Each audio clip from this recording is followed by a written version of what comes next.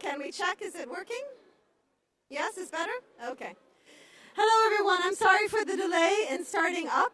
This is the third session that we are organizing today, the Water Aid and ESQA on watering the NDCs and NAPs. In the morning, we talked about regional reflections on ways that countries are working collaboratively to help incorporate water in their NDCs and NAPs. We had a high-level panel with governments and regional organizations and global organizations, then with a high-level panel from 1 to 2, talking about their perspectives. And now we're getting down to business with an interactive tools segment that looks at tools and instruments and initiatives that can actually be applied and that you can access as governments or as support institutions to actually help make sure that water is informed and has an evidence base and has the resources there, that you have enough knowledge to put that into the NDCs and NAPs. So we have 5 half-hour segments during the session, okay? I know people might be coming in and out and based on their favorite. They're all my favorite.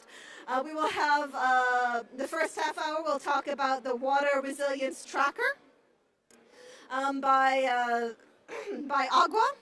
Then the second presentation will be on the NDC 3.0 Navigator, led by the NDC Partnership. Then we will have guidance instruments related to water, sanitation, and hygiene, incorporating them in the NDCs and NAPs. That is by Water Aid with input from SWA and the UNECE as applications. I will come back and present a tool called RECAR, which provides regional climate modeling outputs to inform evidence-based prioritization for national communications and NDCs. And then our final tool will be the Freshwater Challenge that Wetlands International will be presenting on how to, again, advance freshwater and water issues in NDCs and NAPs. Each of these segments are about 20 minutes to 30 minutes. We've allocated 30. We're running late, so it really is depending on how interactive you want it to be. Everyone will have a presentation, maybe a commentary, and then we'll open for questions for at least up to a half-hour segment. Again, we're running late, so we might go faster. It depends on how engaged you are. So with that, and without further ado, I am very pleased to introduce the first set of tools, the first tool that we are going to highlight that actually has a long tradition of working on NDCs.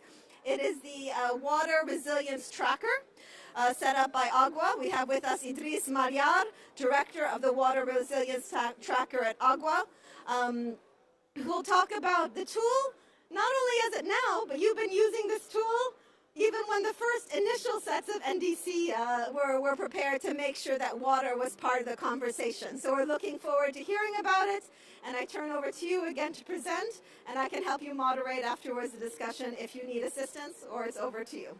Thank you, Idris. Thank you, Carol. Good afternoon, salam alaikum.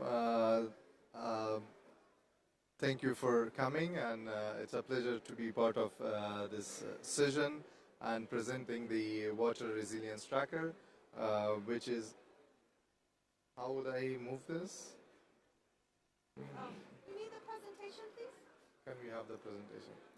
So, Water Resilience Tracker, it's an initiative, yeah, it's good. An initiative from Agua, Alliance for Global Water Adaptation. This is guiding documents or a framework, or we call it questionnaire, to see the national documents in countries where we apply the Water Resilience Tracker, to see how much the role of water is highlighted and how much space and importance is given to the water. So the whole, I don't know if it's, so moving. Sorry? Can we have control here?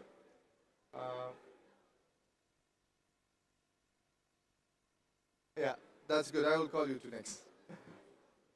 As I was saying, it's a diagnostic tool. It's to enhance water resilience, a national climate document. So, which one to press? Sorry. No.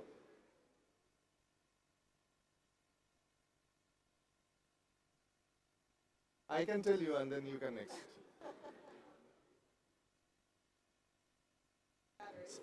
Okay.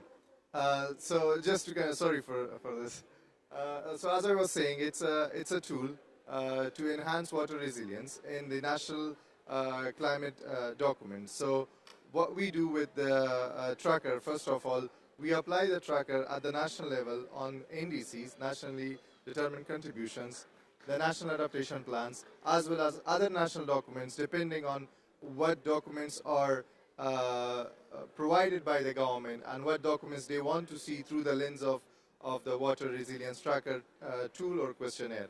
So the questionnaire itself is developed in 4 different chapters or sections, which are in total above 120 questions that we apply to all of these documents separately, not to the whole set of the documents. So first of all, we look at the water in national climate plans. We look at the water as in 3 separate roles. One, water as a risk. We look at through those documents whether water risks are incorporated and highlighted in those documents. Then water as a sector, how much water as a sector is there in the document, how much it is recognized, and what are the measures to protect the water and to utilize the power of the water. And then water as a resource is also looked at. So what I'm talking is mostly about the first section of the water resilience tracker, where we, as I said, look into these documents for the recognition of water in those. And then we look at the institutional frameworks and water governance. We look into those documents, what institutions are there, how they work, how they connect with each other, and how they can kind of identify those gaps in the national frameworks and their water governance structures. And then we look into water and climate connection in specific sectors, like we go and check whether in energy sector, if water is mentioned and it's part of their energy policy mix, whether, for instance, if they are using hydropower, whether the uncertainty in water availabilities are mentioned there or not. So we look through the energy sector, agriculture sector, industries, and all the others which are really important for the country. And at the final chapter, we look into climate finances and project implementation side of it, whether the documents, the plan, the strategies that we are evaluating, whether they connect with a good financing kind of ends of those documents. If you have plan, if you have strategies, if you have projects, whether they are on a pathway to get the funding or investments, on how they're going to be implemented. So that's the tracker. As I said at the beginning, the whole assumption is if we are successful or being successful at the climate agenda is on the assumption that how the role of water is recognized. Next, please. Next. So the water tracker, as Carol was saying, we are in phase 2. We have implemented phase 1 as the kind of piloting the tracker. In phase 1, we went through 10 countries, which we had Egypt, Costa Rica, Malawi, Somalia, Uganda, Rwanda, Nepal, Palestine, Panama, and Uruguay. These were the countries that we went and implemented the first phase of the water resilience tracker. In some of it we completed, and in some of it, like the Palestine and probably Uruguay, we couldn't complete because of the changes. And even in Malawi, because of some of the changes within the ministry, we could not complete that are coming in the second phase. Next, please. So this is a map of the countries that we have worked and the countries we are currently working. These are also part of the phase 1 that will continue to phase 2. We are very active in Brazil, currently working with their Agency of Water and their Ministry of Environment, working on their NDC. and working with them to develop their naps. And they are working very closely with our team on their different naps, especially with, for the water. And we have in blue color the countries which are in pipeline. Those are the countries whether we had some interaction or interest was shown, or there was some feasibility or pre kind of intervention activities done. But this is not the final list. We are working on a country selection criteria which will guide us to which country we go first and implement the tracker. Next, please.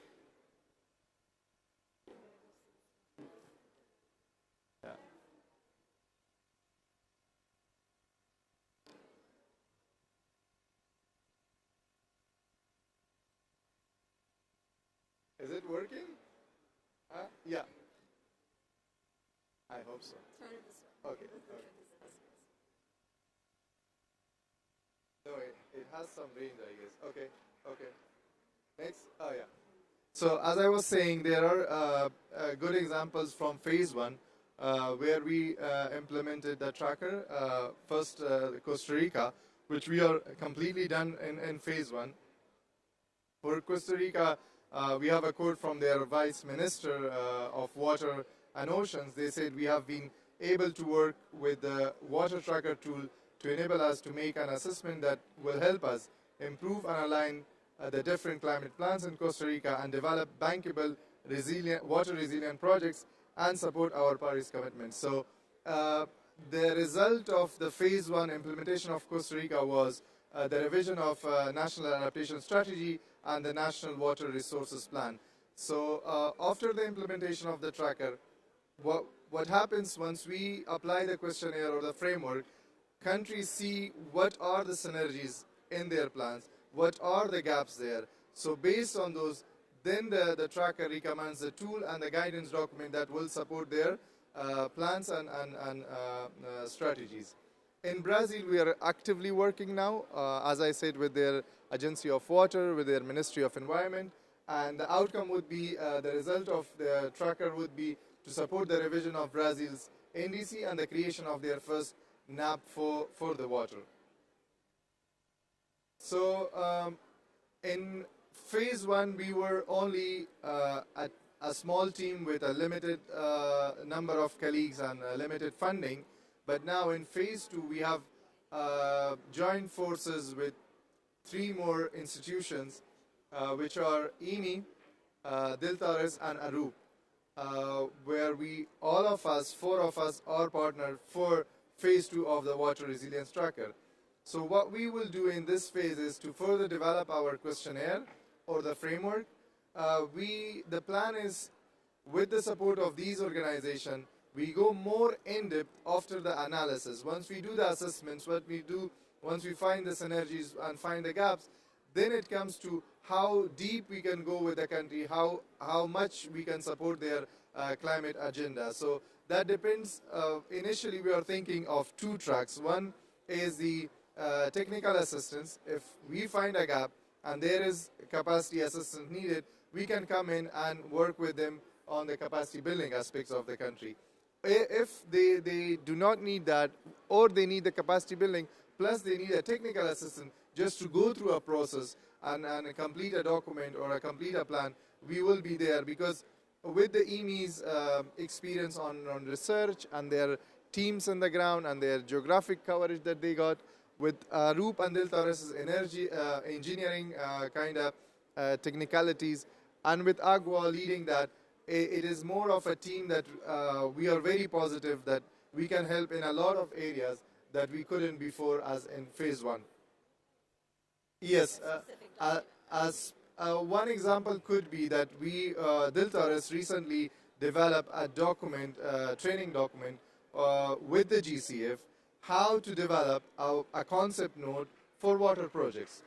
We have a complete manual of the training, and the training has been done through Diltares in a few countries so far. And the result of the training is, by the end of the training, the country will submit its first concept note.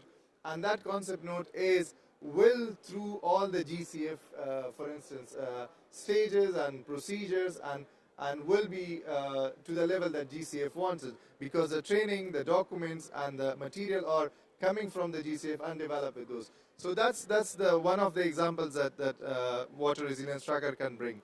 And then, of course, we are looking for synergies. We are looking for the partnership. For instance, in the Cairo and Africa Water Week, we were talking with the IPDC from Diltares and also talking with the regional project AWARE. So we are looking where we can find those programs and partners that we can join force with them and support their work or get their support back. So this is more of a partnership kind of with the existing institution. And of course, we will have a lot of focus on the communication and the outreach section as well. Next, please. Oops, done. With the tracker, those were the tracker team, which I said Agua, Arub, Diltares, and EMI. But now we are part of a bigger program of the FCDO or the UK government, which is called the Just Transition for Water Security. That's a program where the Water Resilience Tracker comes as one of the three pillars.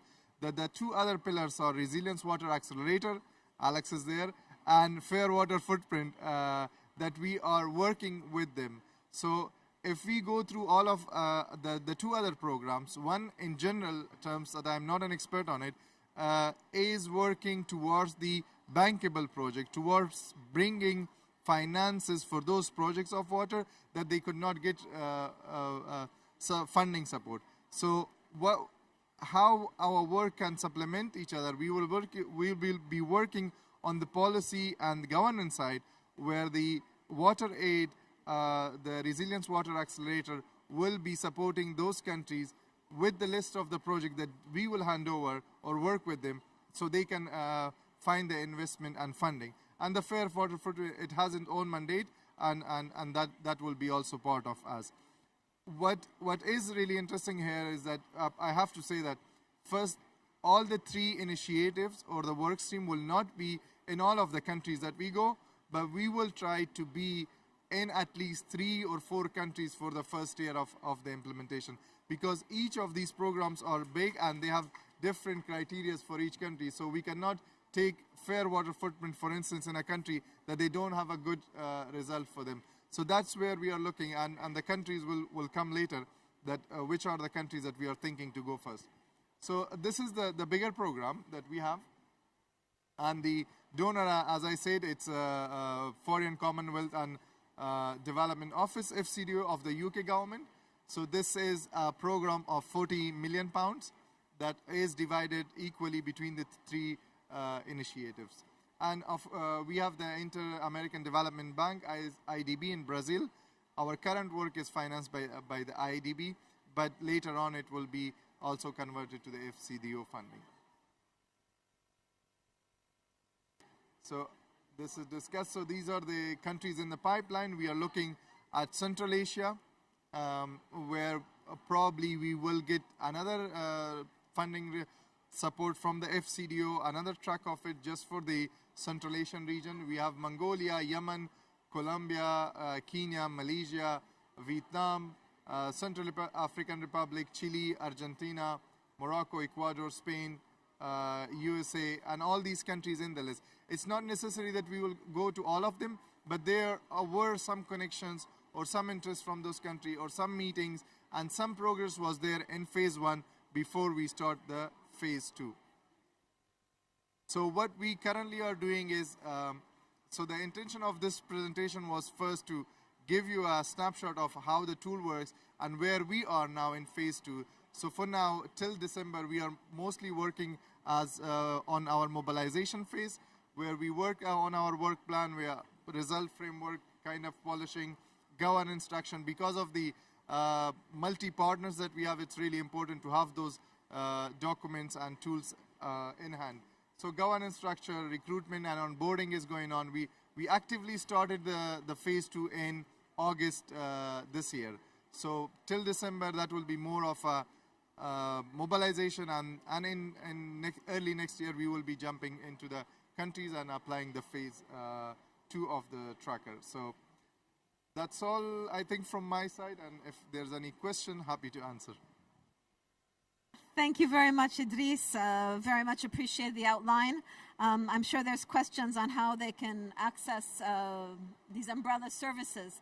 For example, I would have one. Is it only countries or civil society? You're also partnering with other civil society to help mobilize consultations with governments to do this. Maybe that's one thing that I'd like to hear a little bit more about. And then I'm going to open to the floor for, again, a few minutes of discussion. Hold your questions.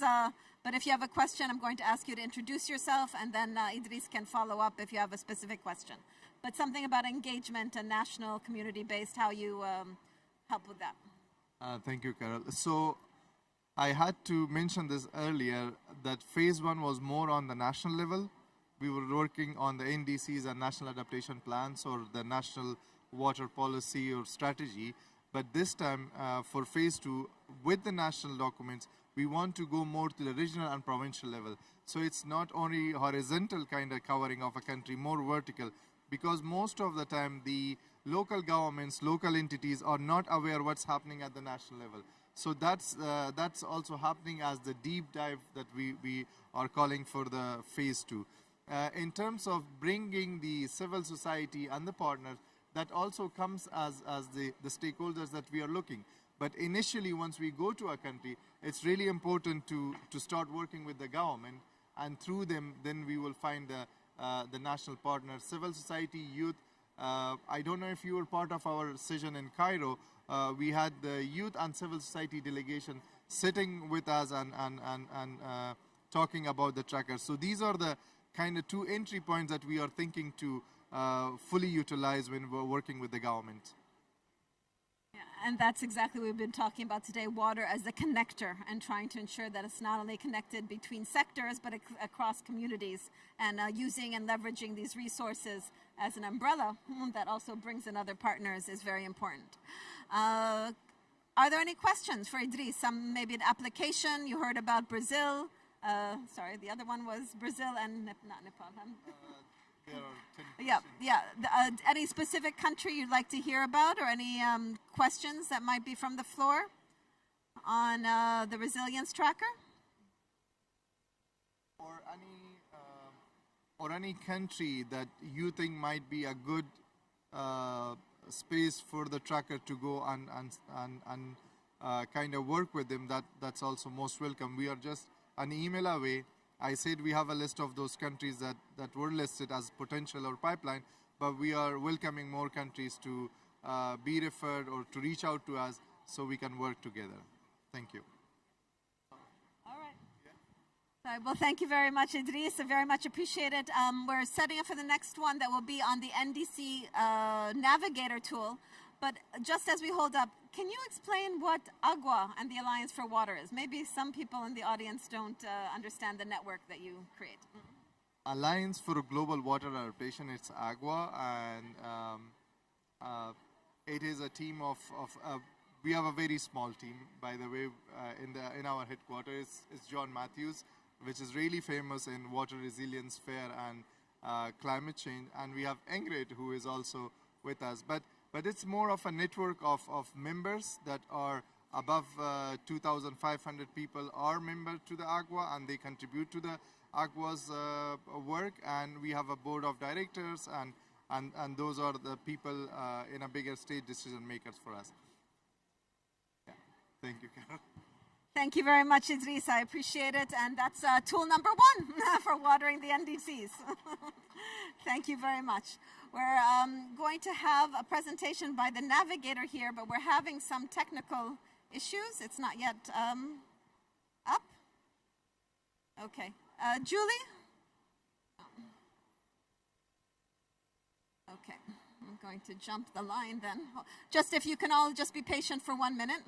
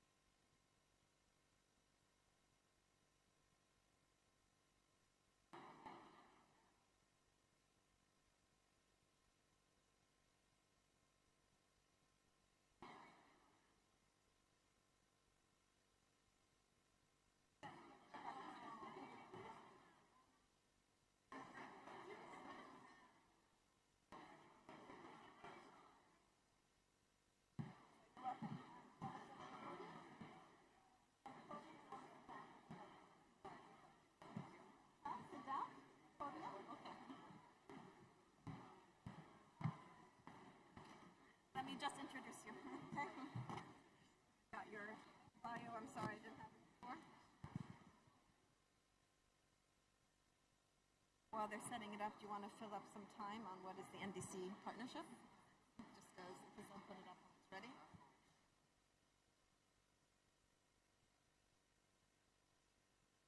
All right, thank you for your patience. We're now on to our second tool, interactive tool, that will help with watering the NDC. And again, you're going to find some familiar words in the title. It's called the NDC 3.0 Navigator, led by the NDC Partnership in collaboration with our hosts here today, the UNFCCC. It will be presented by Irene Moira, who is the country engagement specialist at NDC Partnership. I hope all of you have heard about the NDC Partnership. They're actually at the entry when you come in with their own pavilion. I'll let Irene introduce the partnership and also the NDC Navigator 3.0 term, because that's the conversation that we're talking about, the next generation as NDC 3.0. So over to you, Irene. Thank you very much, and good afternoon, ladies and gentlemen. It's a pleasure to be here with you. As mentioned by Caro, my name is Irene Moira. I'm a country engagement specialist with the NDC Partnership, and I'll be here to talk about the NDC 3.0 Navigator.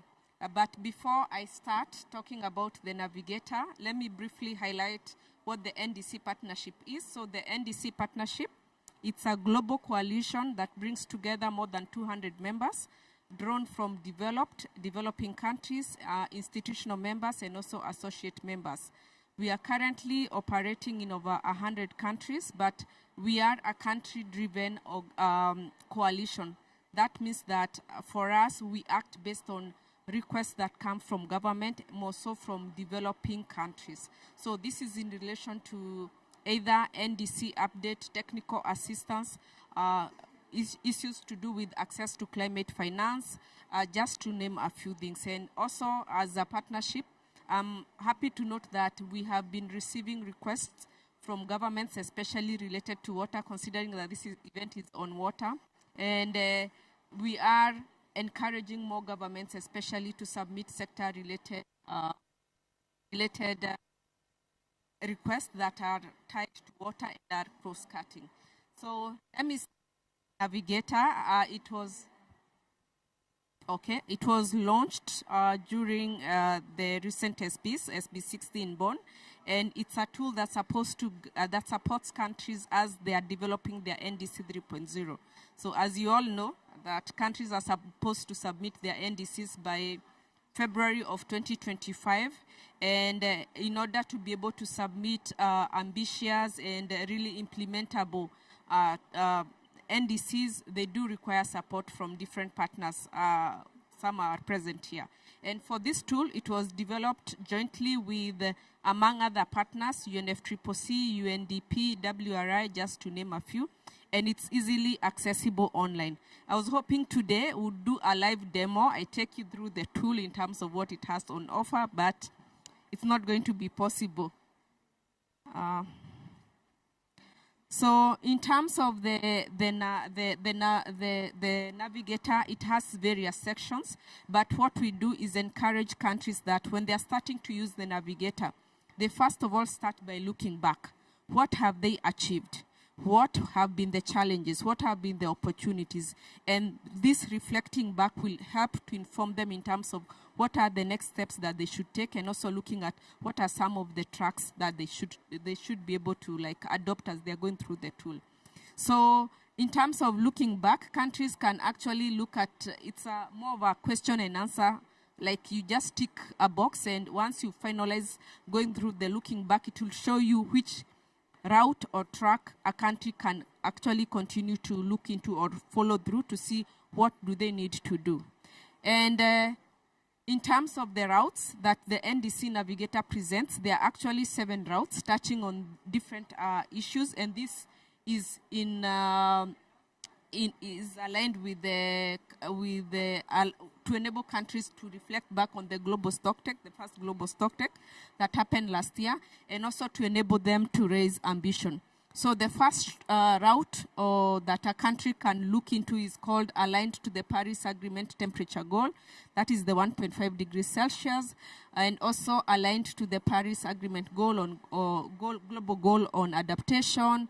They can also look at a track on just and equitable transition, and also they can look at routes that help a country to ensure that their NDCs are implementable, because as we all know, countries are developing very good NDCs, but implementation sometimes it's a challenge due to either financing issues that is related to unlocking finance.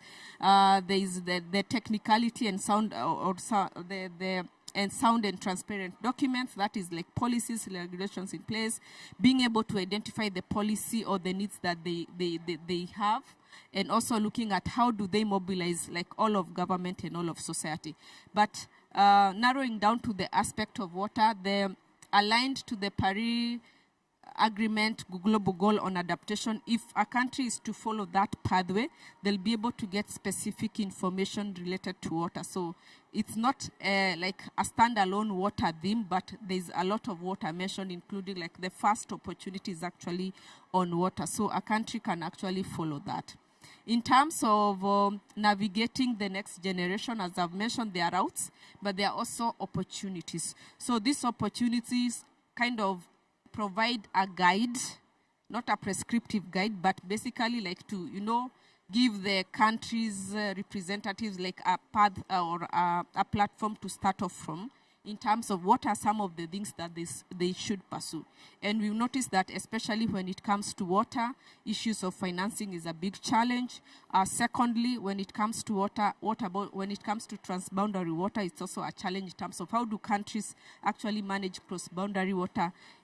Looking at countries may have specific policies that are specific to their water context, but they need to also put in place measures that allow that transboundary collaboration. And to enable countries to actually actualize this, there are different strategies that have been outlined. So on water, there's a strategy related to especially financing and how that can be integrated, but this is more cross-cutting and broad, but also there are specific case studies that have been provided.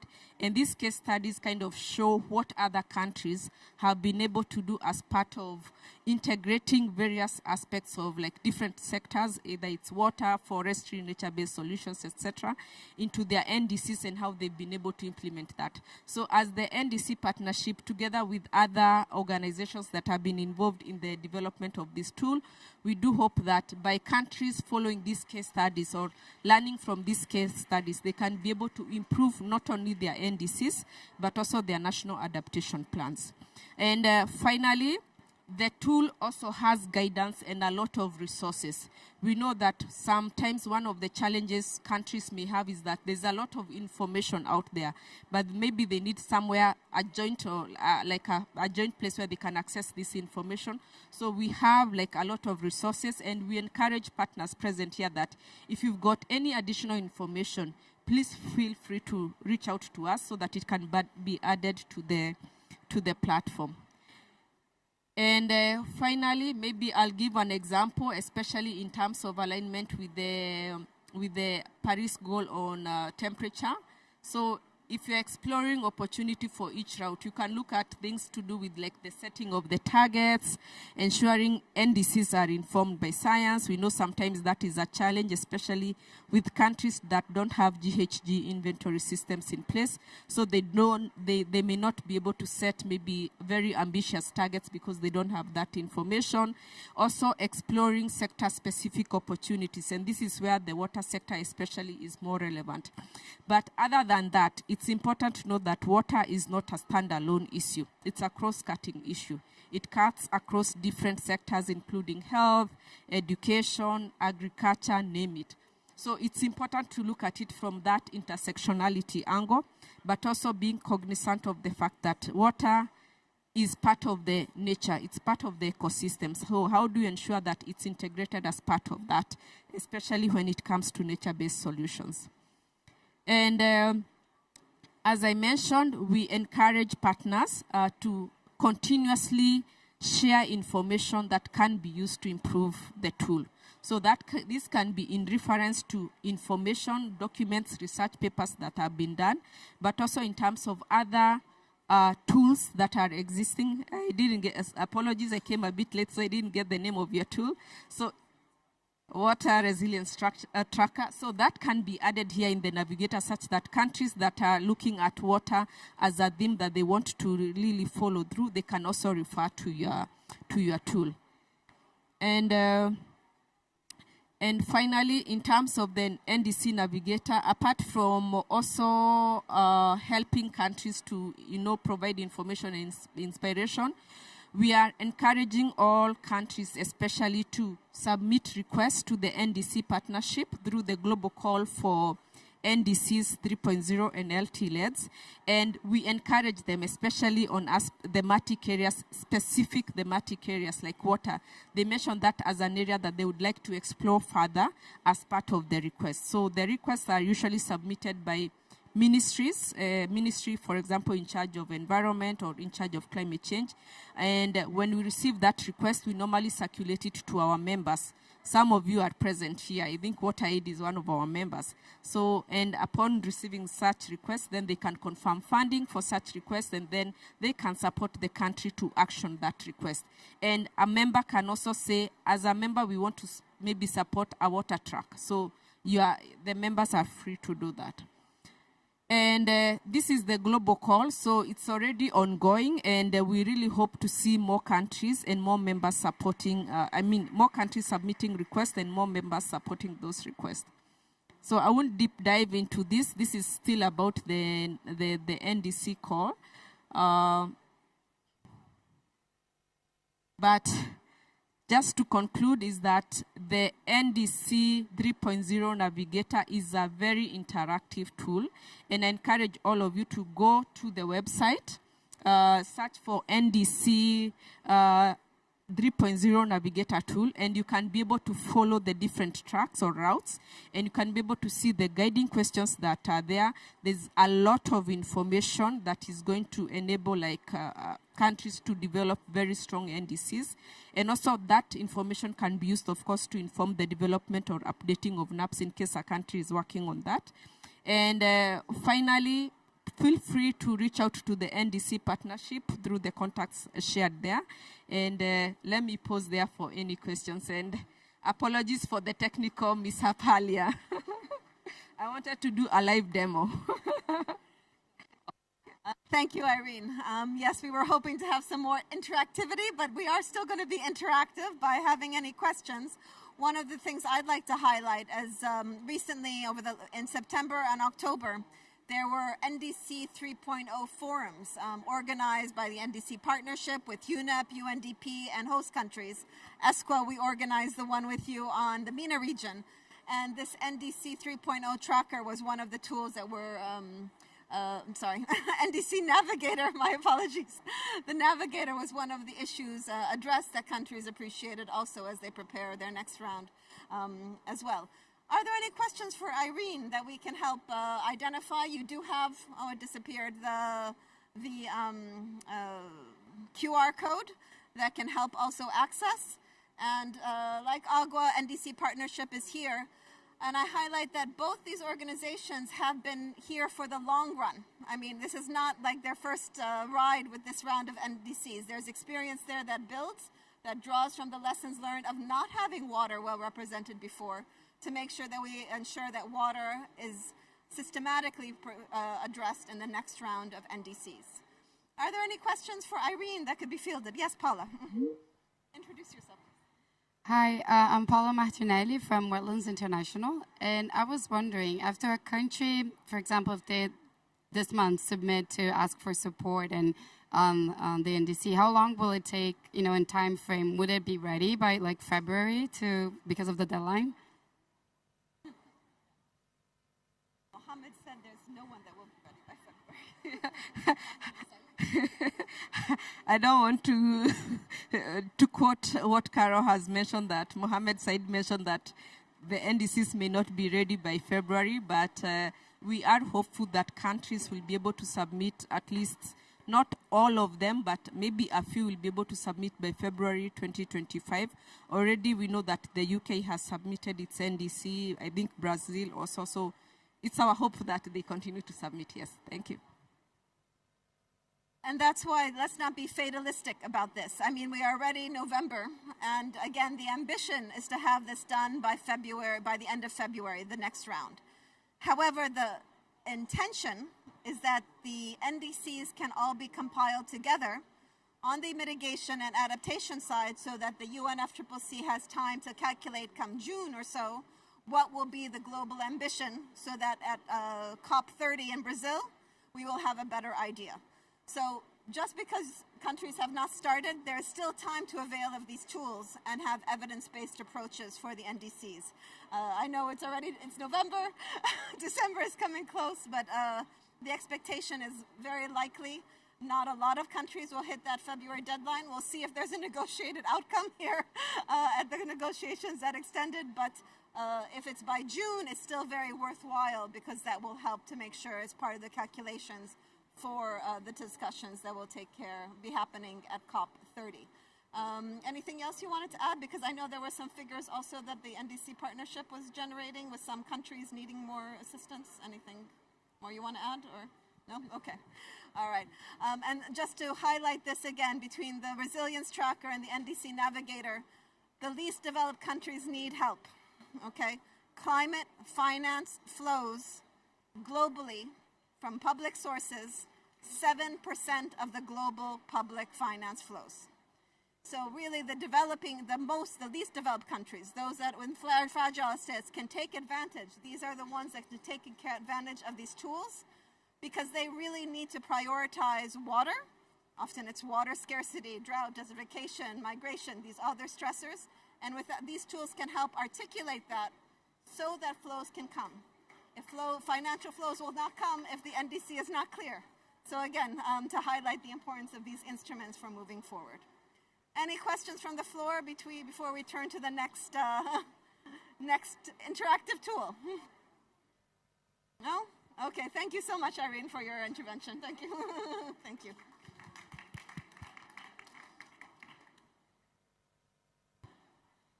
Okay, we're on tool number 3 now. I'm hoping, patience, you're online, if you can hear me. Julie, you ready to go? And Jose, is Jose here? And Hannah, okay. Hannah's not coming anymore? Okay. That is just set up for our third tool here, which is a guidance on integrating water, sanitation, and hygiene in NDCs and NAPs. Okay. All right.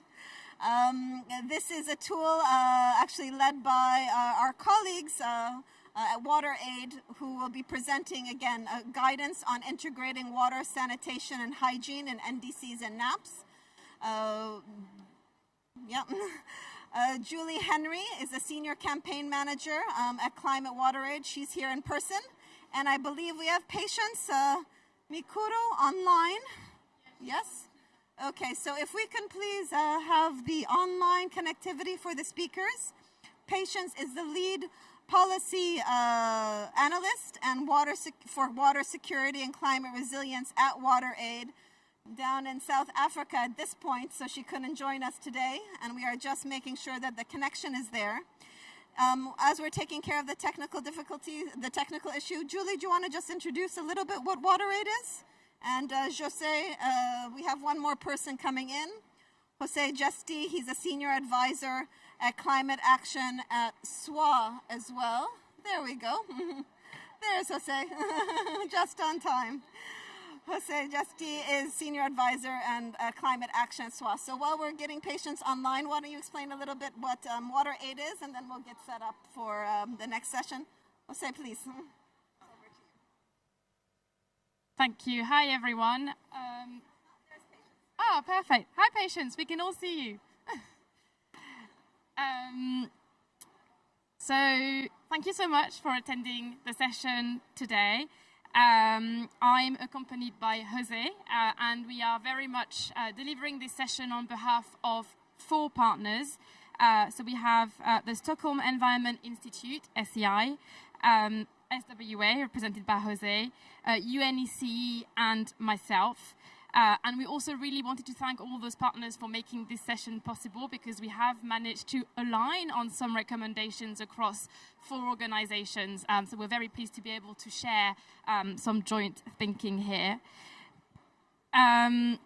So as you know, we're all now looking forward to the next submission of NDC in February 2025. This means that there has been quite a lot of momentum behind this in the past few months.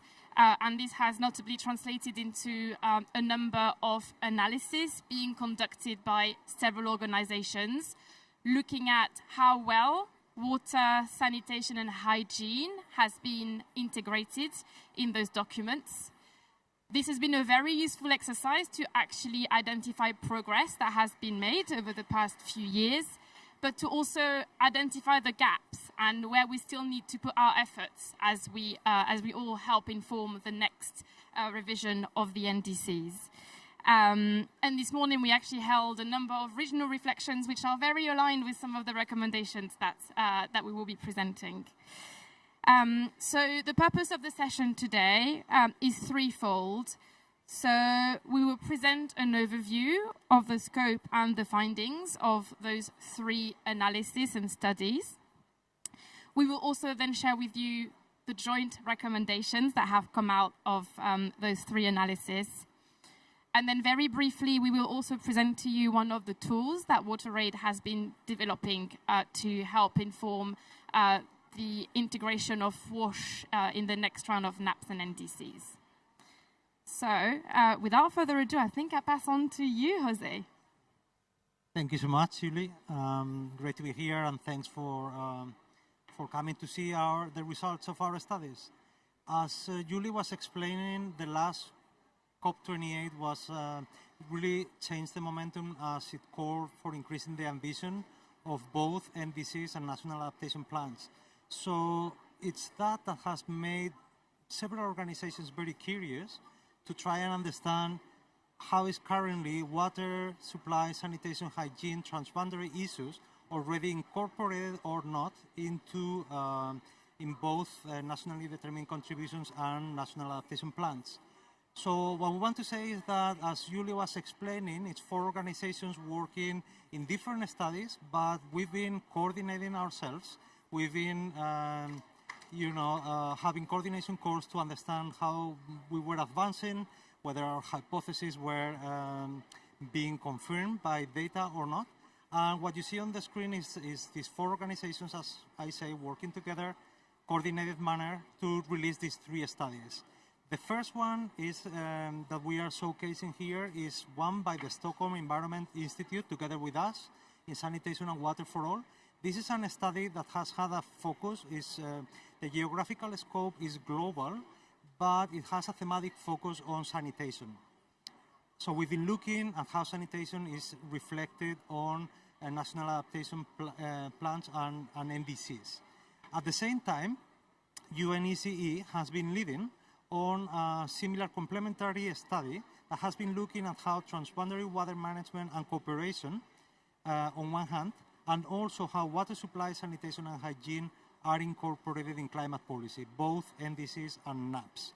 The geographical scope is global, but because of the mandate as well of the UNECE, there's been a zoom in the pan-European region. So we have tried to understand as well through this study how pan-European region is including all these aspects into NDCs and NAPs. And finally, the study by WaterAid, that it also, it somehow it has a global scope because it's focused in the 9 countries where WaterAid focuses its programming, as you can see on the screen. That is Bangladesh, Burkina Faso, Cambodia, Ethiopia, Ghana, Madagascar, Mozambique, Niger, and Pakistan. So these countries have been looked in depth into their climate policies, both NDCs and NAPs, to try to understand how water, sanitation, and hygiene are reflected, as well as gender and financing. And we will hear from Julie at the end on a framework that it will be very useful beyond these countries. So if we take a look now to the key findings. We're going to have the next three slides summarize the findings. Just to tell you that to get this analysis done, as you may know, there are 198 NDCs by parties to the Paris Agreement that have been submitted. To make such an analysis, we've been aided. The analysis has been facilitated by an existing tool, which is a tool powered by the Stockholm Environment Institute that shows the connections between NDCs and SDGs.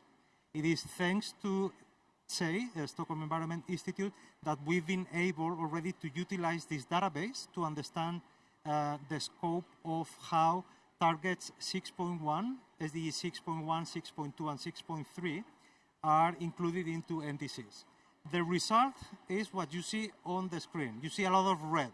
A lot of red means that when countries have not included any reference whatsoever in their priorities, for prioritize action in any of these issues, whether it's water supply as linked to SDG 6.1, whether it's sanitation and hygiene, and we've been using the link between SDG 6.2 and 6.3, and for transboundary water management and cooperation. The existing tool by Stockholm Environment Institute, provides, beyond these linkages to SDGs, connections to thematic areas such as transboundary water management and cooperation.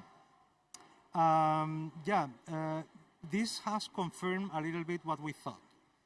This is a confirmation that transboundary water management is a high priority in less than 2% of NDCs, but not all NDCs, because you may tell me or tell us that not countries apply when it comes to transboundary water management. We have filtered those. We have taken out of the scope of what you see on this pie chart those countries where, island states, they don't have issues related to transboundary water management. Once we have filtered down all the NDCs that don't apply to transboundary water management, we've done this pie chart. So this pie chart shows that for countries where transboundary water management applies, less than 2% of them include transboundary water management and cooperation as a high priority. In softer green, you see when countries showcase two prioritized activities. In yellow is one we have detected one activity related to the specific issue, and in red is when there is no mentioning at all. For water supply, we were expecting something like this as well. You see that only 5% of all updated NDCs up to May 2024 include water supply as a high priority. This is what we were expecting, unfortunately.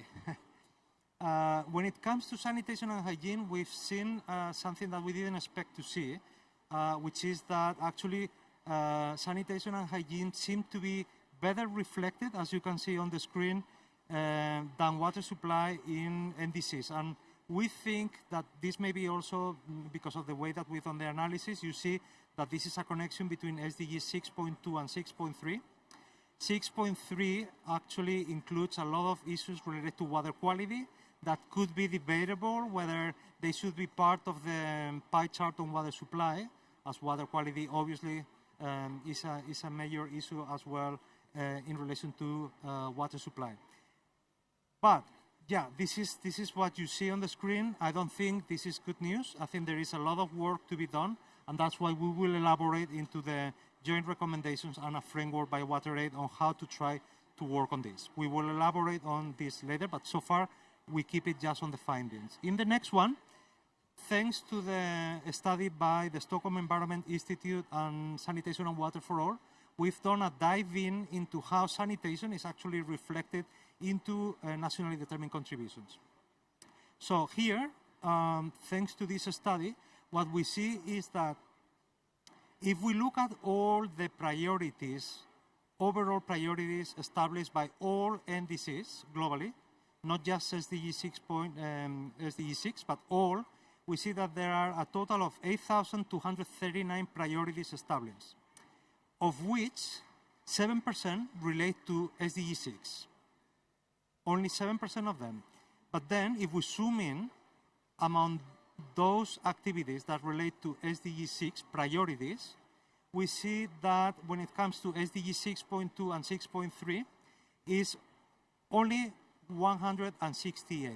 If we do the overall percentage of what does it mean in terms of sanitation and hygiene priorities compared to all priorities established among all NDCs, that leads to a 2% of activities being prioritized. Finally, if we move into the NAPs, here what we've done is, unfortunately for us doing and supporting this analysis, there is no similar tool as the one that connects NDCs with SDGs. So what we've done is we've gone to the UNFCCC NAP database.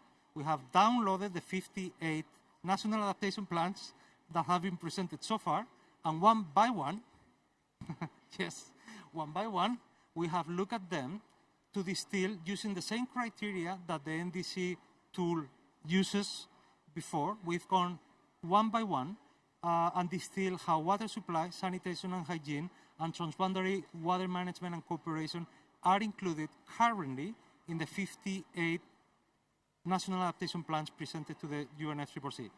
You will correct me if you go now to the database, because you will see that there is 59. Actually, as of today, it's 59, but we closed the study a few weeks ago, and at that time, we have 58. You will allow us for not having looked at one NDC, one national adaptation plan. Here, what we see is a complete different picture than what we've seen before, and this is already a key finding.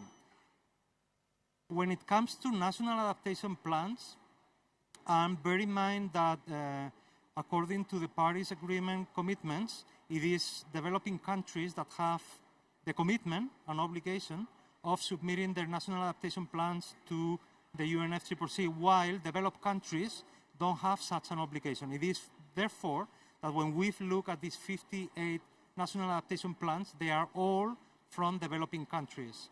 There is no mechanism at the moment that brings together all adaptation plans from developed countries. There is no database that brings us together, all of those. Well, if that would exist, probably we should have them look at all of them, but we haven't. So what you see on the screen is findings, bear in mind, please, for national adaptation plans that belong to developing countries. Again, what we see is a complete different picture with what we've seen in national adaptation plans. There is no correlation between countries incorporating priorities across these three thematic areas, and there is no correlation with their own country NDCs. So we see here a larger percentage of countries that do integrate water supply as a high priority, with 3, and in many cases, many more than 3 priorities included in their national adaptation plans. Here we do see that sanitation has a less percentage of priorities established for sanitation and hygiene, and yet less when it comes to national adaptation plans, again, only those that apply to countries where transboundary water applies, right? Like Madagascar has presented a national adaptation plan, but transboundary water management in Madagascar does not apply.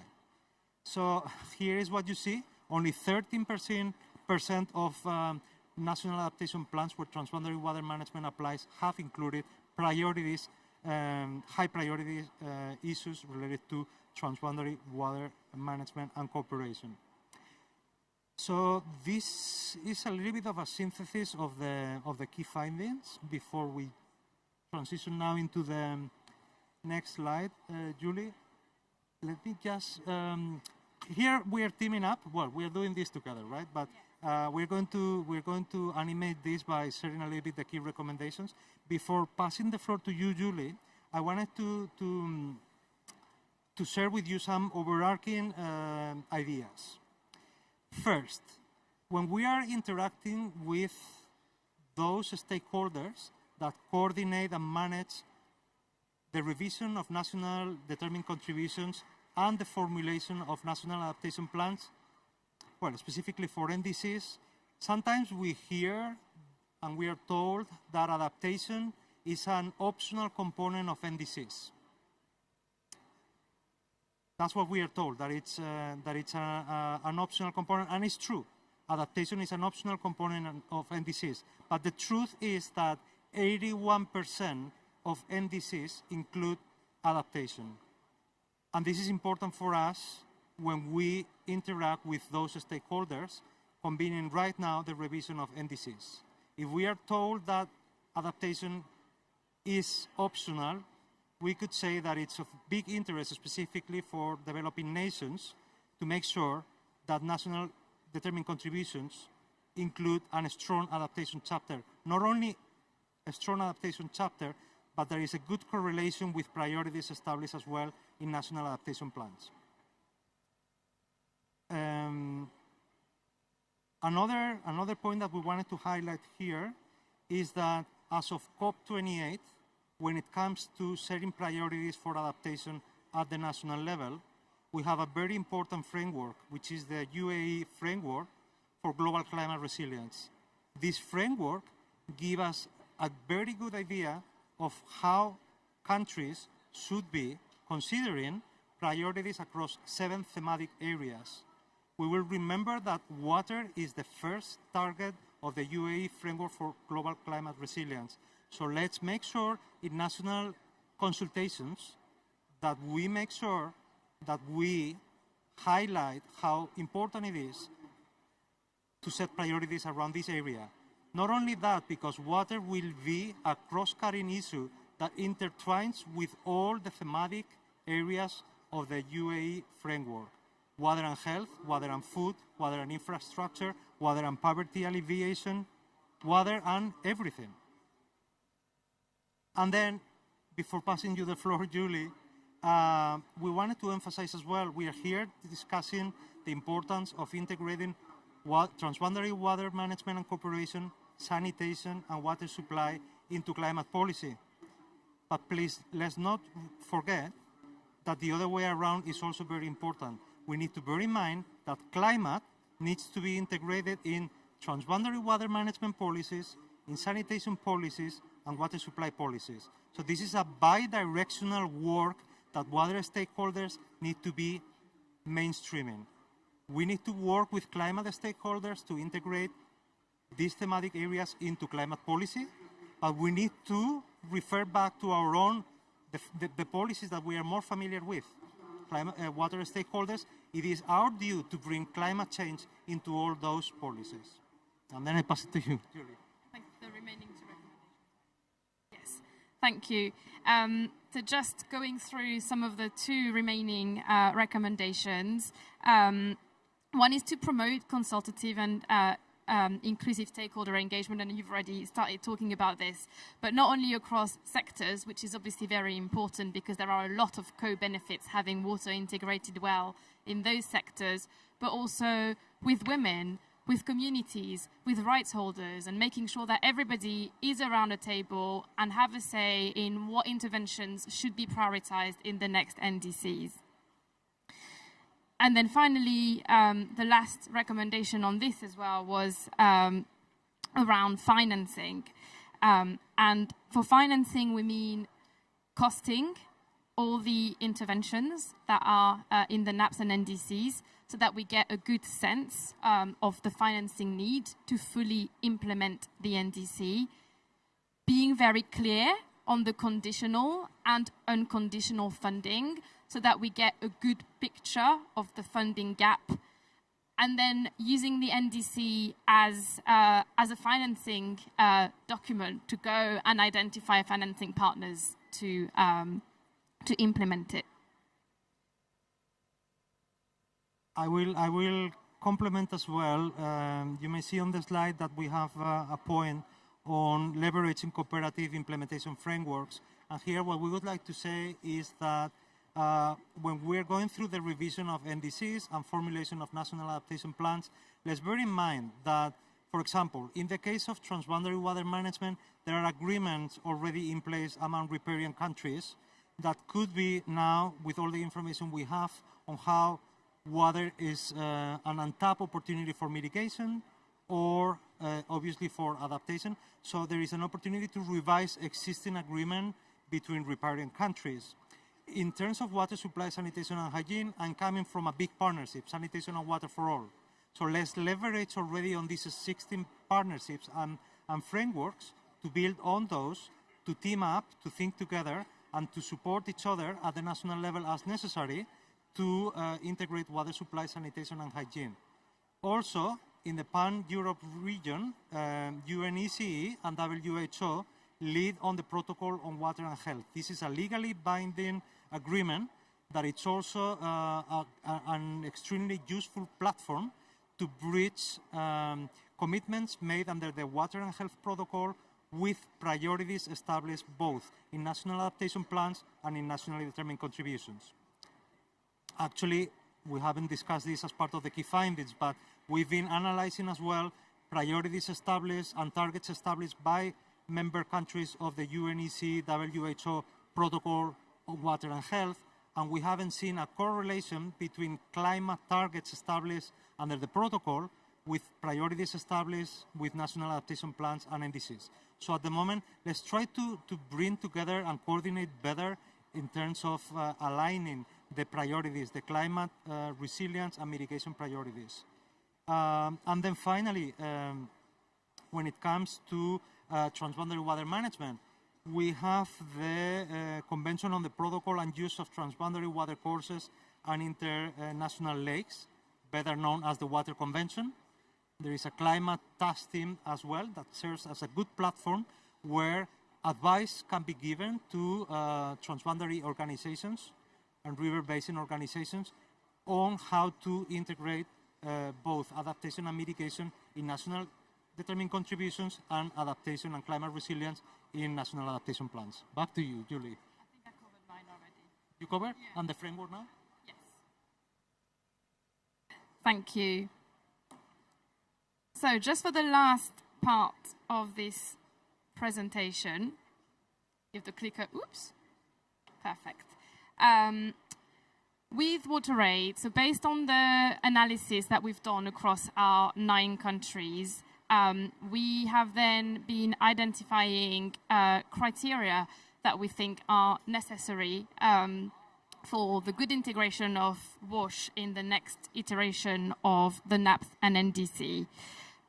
Just to put a few caveats out there, this analysis was initially developed as an internal analysis to really help us with our advocacy in those 9 countries. And it very much had the objective of making sure that we have not only WASH included in those documents, but that we have strong WASH interventions that really take into account climate resilience and the needs of women. So that was the lens that we applied to it. The document is currently being finalized, and there's been quite a lot of appetite. So we're now trying to turn it into an external tool that can not only be used by WaterAid, but also by partners who might find it useful.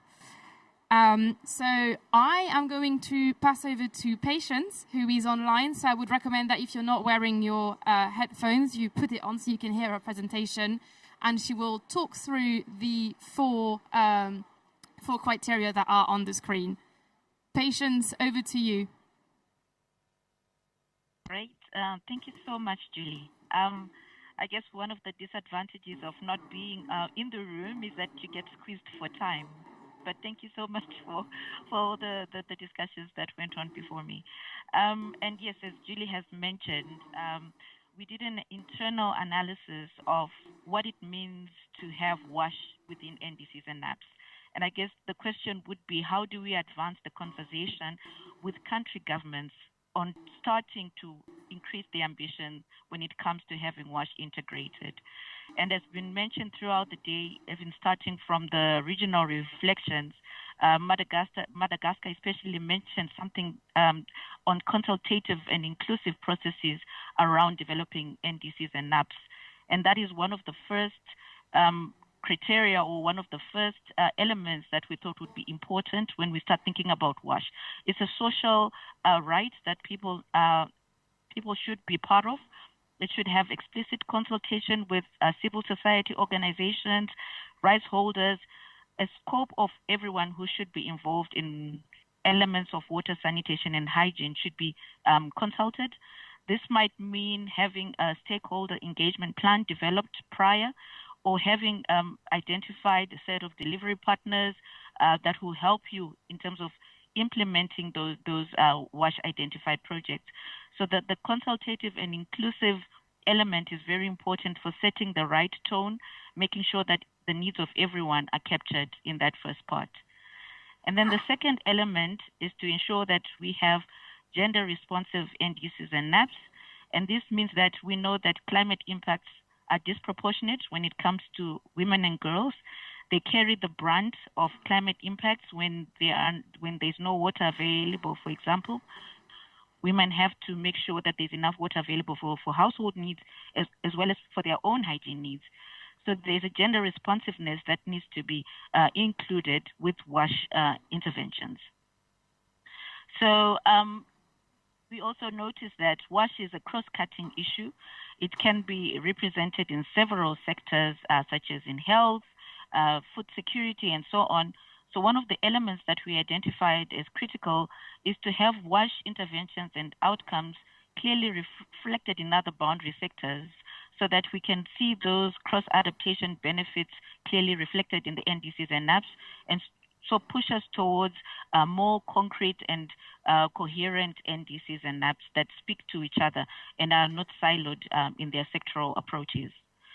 The last one is that we want WASH interventions to be fully costed, as Julie mentioned. We want them to have a budget that is allocated to them, that we can identify, define, track, see who the funding partners are that have been identified for these interventions. This helps us as we go forward with implementing, whether we are staying on track or whether there are still gaps that are needed in order to implement identified projects. So there's, these are the four key elements that we thought of, but of course it's a work in progress, and we might find that more elements will be added to make sure that we keep pushing the ambition and keep advancing WASH within NDCs and NAPs, because as we know, having access to water, sanitation and hygiene is the first line of defense against any impacts that we might face. It's a critical adaptation solution, and so we must have it integrated and in a more holistic and comprehensive way. So I'll leave it there and allow for the room to pose any questions. Thank you. Back to you, Julie. Thank you, Patience. And the last thing I wanted to add is, if you have any questions, we can go to that. And I also have printouts of this framework that I will put on the table over there. So if you're interested in getting a copy away with you, those will be available after this conversation. Thank you. Yeah, any question from the audience?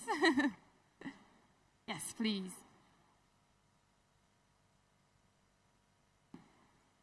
Thank you very much for sharing your interesting study. I'm Franz Rojas, the Director of Water and Supply and Sanitation at CAF, the Development Bank of Latin America. The whole morning I've been in 3 or 4 sessions about NAPs, and they were discussing how important is NAPs and WASH as part of NAPs. But they have mentioned that, for instance, NDCs, even the high percentage you have mentioned, are barely addressed in NDCs. I'm not sure if that's true, and that's why NAPs have more importance to develop, and they offer also some people from GCF some grants for elaboration of NAPs. And I was wondering who should be the first, because we know that countries are engaged now in NDC 3.0, but in the opposite, if they have to work also in NAPs, and you know, both are time consuming, so which would be first, and how to interlink NAPs and NDCs, especially for developing countries. Thank you. Want to see if there's another question first? Any other questions? That's a great question. I'm really happy that I should have actually elaborated on that, because we've been part of, you know, about the NDC 3.0 round of revising the NDCs. So we've been part of regional consultations where, you know, that question has come up. And it is actually building on lessons learned from being part of that regional forum that where we've been told in many cases where we want to integrate water supply, sanitation and hygiene in NDCs, that we should be looking at the co-benefits for mitigation, and we find that's really undermining, specifically in developing countries where we really would like to see, or we think deserve, a strong adaptation component. It is true that it's time-consuming, and there are countries where the two processes are happening in parallel. As only 58 or 59 developing countries have prepared their national adaptation plans, many more countries need to prepare theirs and submit them. This means that right now, there are a lot of countries working on the formulation of national adaptation plans, and at the same time, they've been requested to enhance the ambition of NDCs. So now, what could be a way to go about that? One of the things that we have mentioned here is that we would like to see coordination. Well, it's not that we would like to see who are we. It's like we advise to countries that it could be good for countries, not for us or for anybody here, but for countries to coordinate and align this. How can you go about that?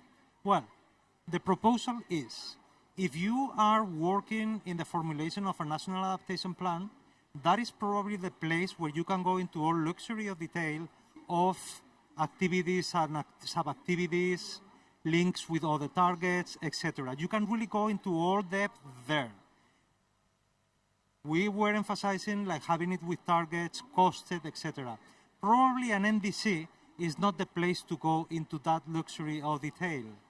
But the NDC could be the place to highlight, you know, what is the target, what is the priority, what is the prioritized activity. And just the headline there in an NDC could be sufficient if that's backup for a much more detail in your national adaptation plan. How does that sound? Yes, of course. Just to add quickly to that, if you're in the other situation where you don't have an app, but your NDC is quite advanced, it may well be that your adaptation section might be quite high level, but you would be able to add some of that detail that you would normally have in an app in your operational plan, where you would have more of the detail of the targets, the programs, and the funding. One of the things that we have realized, speaking with our countries at WaterAid that are both working on their NAPs and NDCs, is that both documents are effective to attract funding.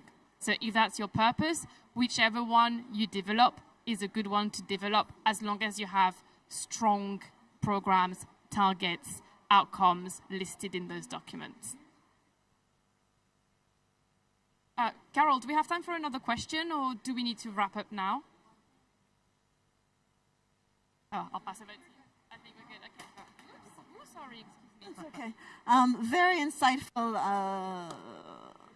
Thank you for sharing these insights about the different components that are being showcased in the existing NAPs and different areas that can go forward and the tools that can be there. I'd like to add on the NDC and NAP story, since that was raised, because during the high-level panel here that we had today from 1 to 2 o'clock, that was also an issue raised.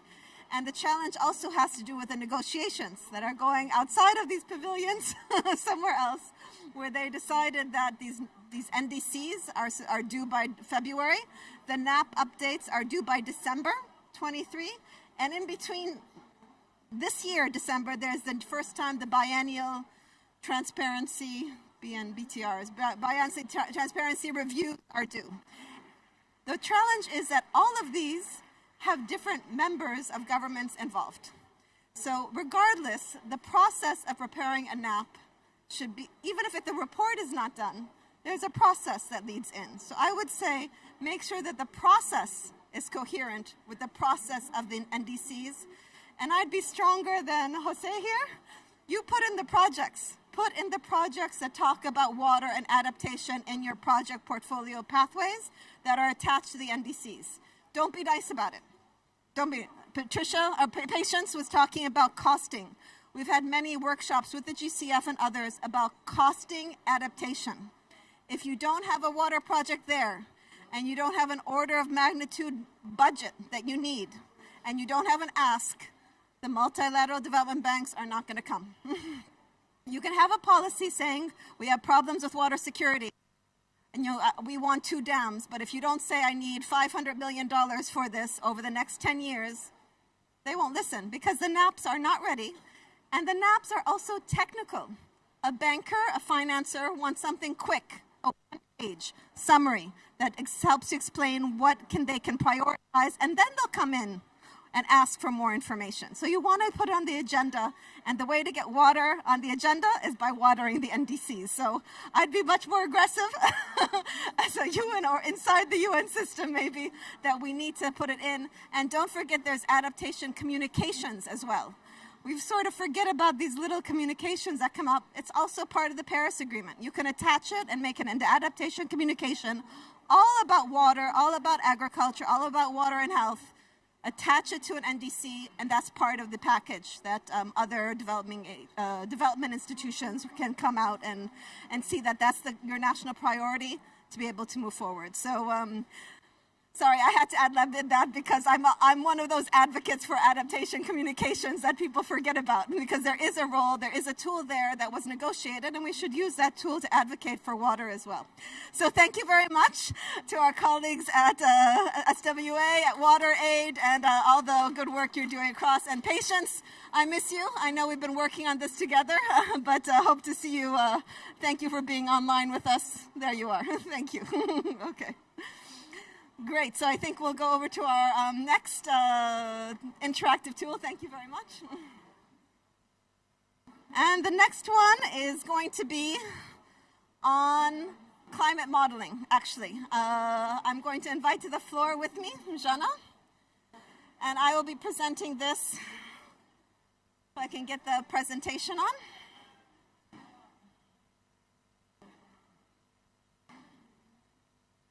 And I need the clicker. Good, we got it up there. So I didn't introduce myself in the beginning, so as not to introduce myself twice, but my name is Carol Shushani Sherfain.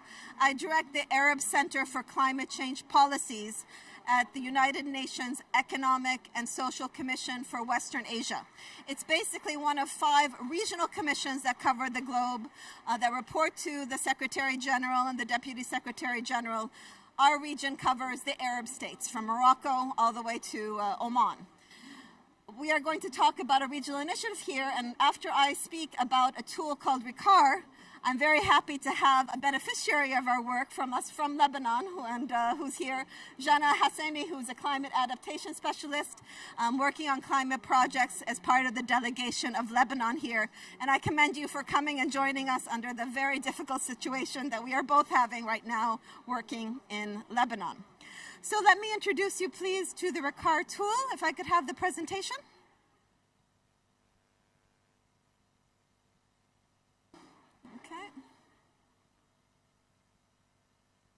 It's coming up. Okay, very good. So why do I say RICAR? Because it's a mouthful to say, for real. So it's the Regional Initiative for the Assessment of Climate Change Impacts on Water Resources and Socioeconomic Vulnerability in the Arab region. So when we think about, again, water and climate, it's not just what's happening with the biophysical system. It's the so what it means for vulnerability. It's not just the change in temperature, but what it means for water and agriculture. And this initiative provides a lot of information and data and has been used by Arab states in order to inform their climate policies. But again, let me put into context a little bit where I'm coming from.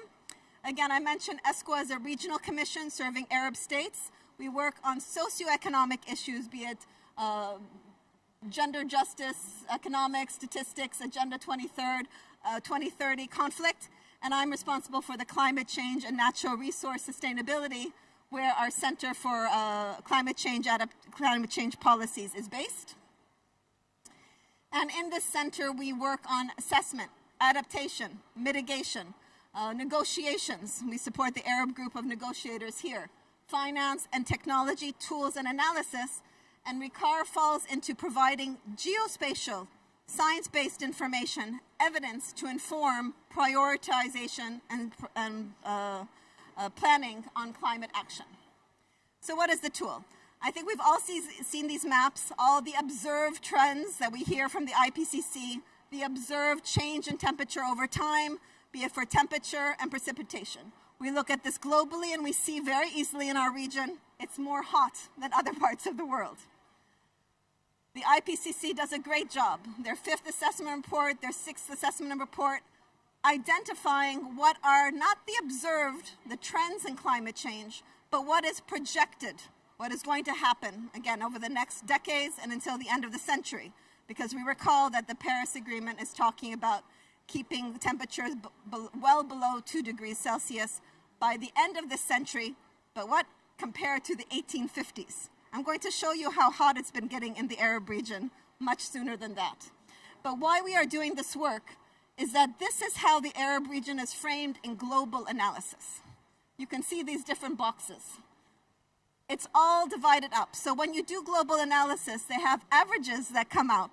But it's very hard for us to have a conversation where Morocco and Tunisia can talk about regional priorities with an Oman or a Kuwait, much less a Somalia, when they divide up the analysis into different segments. So through our CAR initiative, we actually, and this is an initiative that was launched actually 15 years ago. We've been working with these 15 partners for over 15 years, looking at ways to inform climate policy, action, and priority setting in the Arab countries with a range of partners that you can see here. And we started with an evidence-based approach that provides projections for the entire Arab region. And I'm very glad I have colleagues here, I think, from the Africa region, because what I will share is that while we are looking at the Arab region, in order to talk about the 22 countries, we have to look at a lot of climate effects that affect Western Africa, affect the IGAD, Horn of Africa, that affect also even up to Afghanistan and Iran. This is because when you frame a domain for climate modeling at a regional scale, you don't look at a border. Climate does not stop at your customs duty. Climate has all these effects, so in order to think about climate and water, the work we do looks at the upstream part of the Nile, the upstream areas of the Tigris and Euphrates, the cyclones that hit Oman and Yemen, as well as the pressures from the Atlantic Ocean. And that's why even if you're in Senegal or Gambia, you can use this data. And this is open access data that is there. And we actually have been doing training not only for Arab states, but for young water professionals across the Arab region, because they can also have access to this information. So we do this climate modeling work. Our first, again, set was at 50-kilometer scale. And this was compliant with a global Cordex network that talks about regional climate modeling hosted by the WMO. Recently, though, we wanted to get a little bit more fine-grained. 50 kilometers, you can get some even global models at 100 kilometers square or 50. But to have a greater sensitivity and understanding about climate pressures in the region, we focused on the Mashriq area, which is this area of Western Asia, and we have now state-of-the-art projections at a 10-kilometer scale resolution for the Mashriq area. And just this morning, I was talking with colleagues from Kurdistan. I've talked to colleagues from Lebanon. We're going to hear from other parts. They are using this type of information at a fine scale to be able to inform other modeling work. So this is open access for, again, the Arab region or the Mashriq region. So what are the types of and one other thing to do. Because of the time that this takes to model, our Arab regional projections are aligned with the outputs and scenarios used in the 5th assessment report. And the Mashriq scenarios are aligned with the 6th assessment report. They're similar, but basically we're talking about a business as usual case that they're negotiating about now.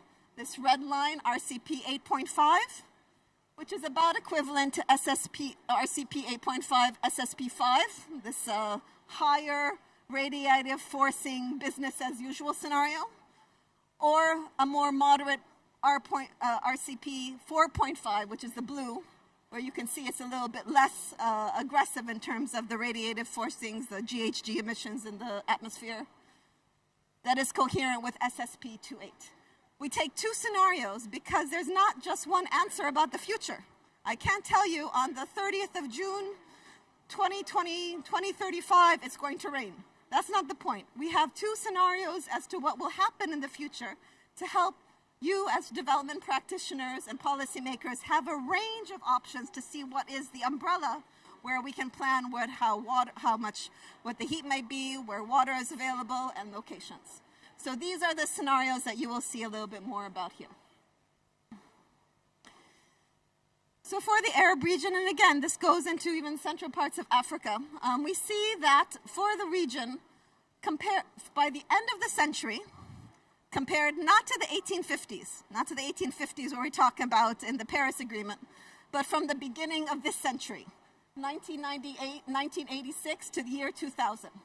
Compared to this reference period, by the middle of the century to the end of the century, temperature in this region will go up by almost 5 degrees Celsius. Now, and already, and this is at the moderate, this is business as usual. Look how much hotter, how much redder it is getting compared to the start of this century, basically 25 to 30 years ago. Again, we're not talking hundreds of years. This is dramatic. But you can see, again, there's a difference in the way that we act, how we talk about the NDCs. Because if we have a moderate emissions scenario, more optimistic about the negotiations, maybe the temperature in our region will only increase about 2.8%. If we keep on producing and consuming oil, methane, and generating all this, it could go up to 4.8. And actually, it's probably getting worse because temperatures are even getting hotter faster, as we're seeing from the global observations. We also have modeling projections that come out on precipitation. You can see different parts, again, getting drier in certain parts, Morocco, Tunisia, the headwaters of the Nile. Again, the difference between a moderate emission scenario and the business as usual. So this gives us a range of change that is happening.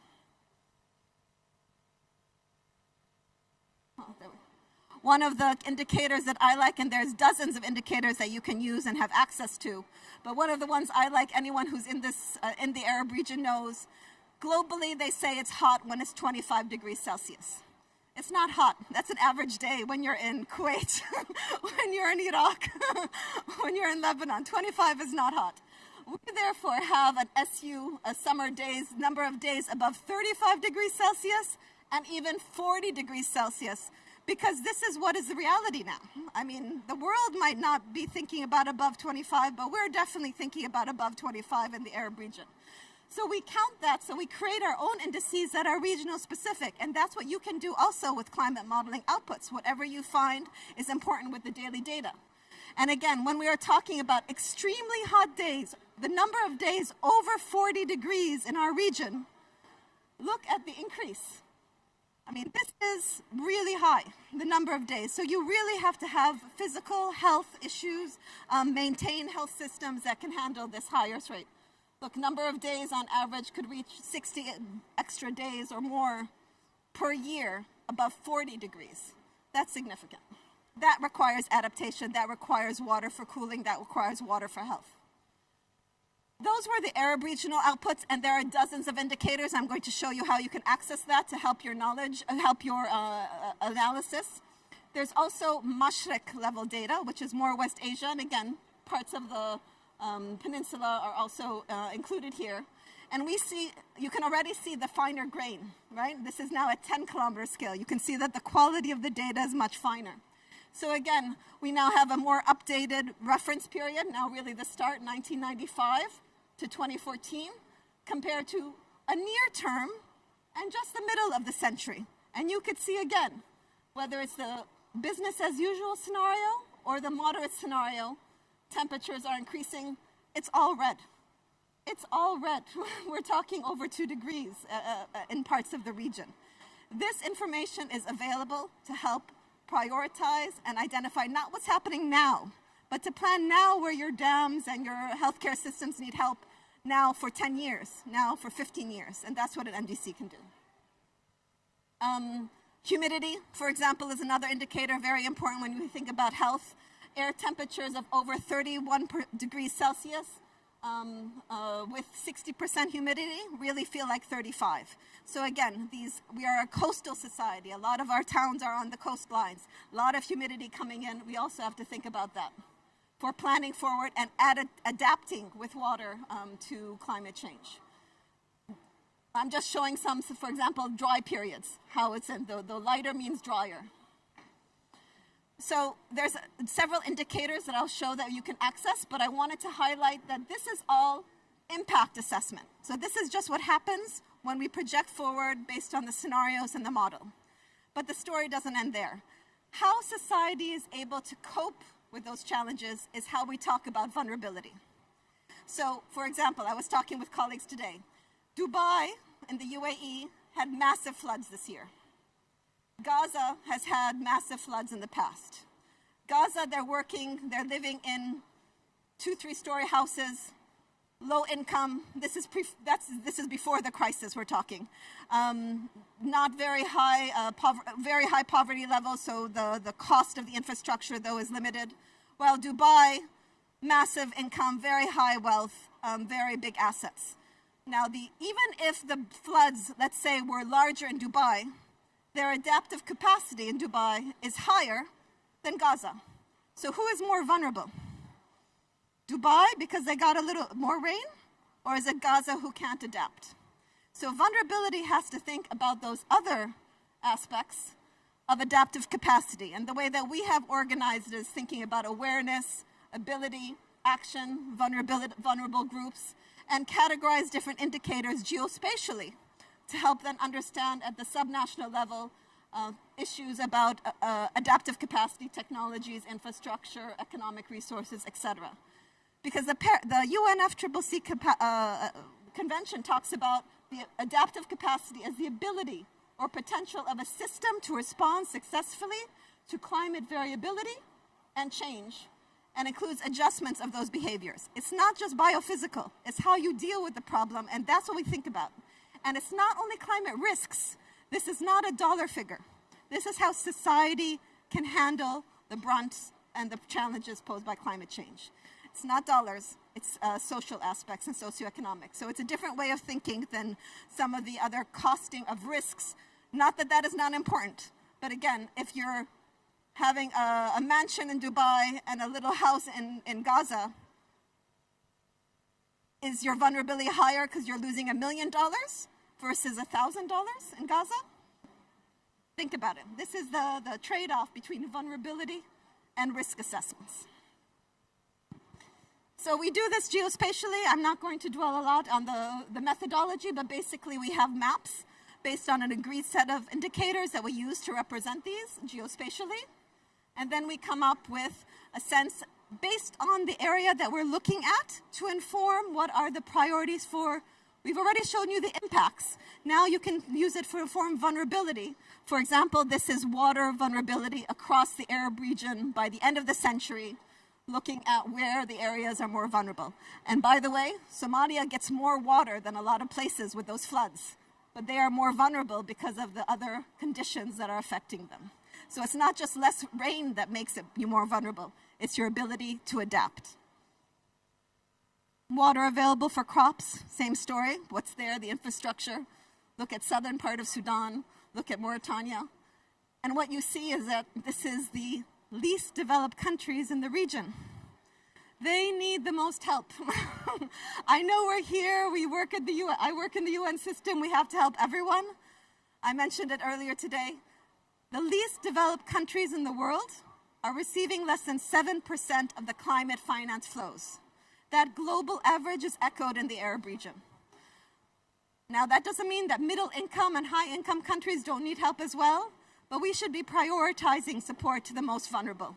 So the next time you have a choice between helping maybe a Yemen or I have friends in Tunisia and Morocco that I'm even speaking at, think that Yemen might need a little bit more help than some other countries in terms of capacity building, access to means of implementation, etc.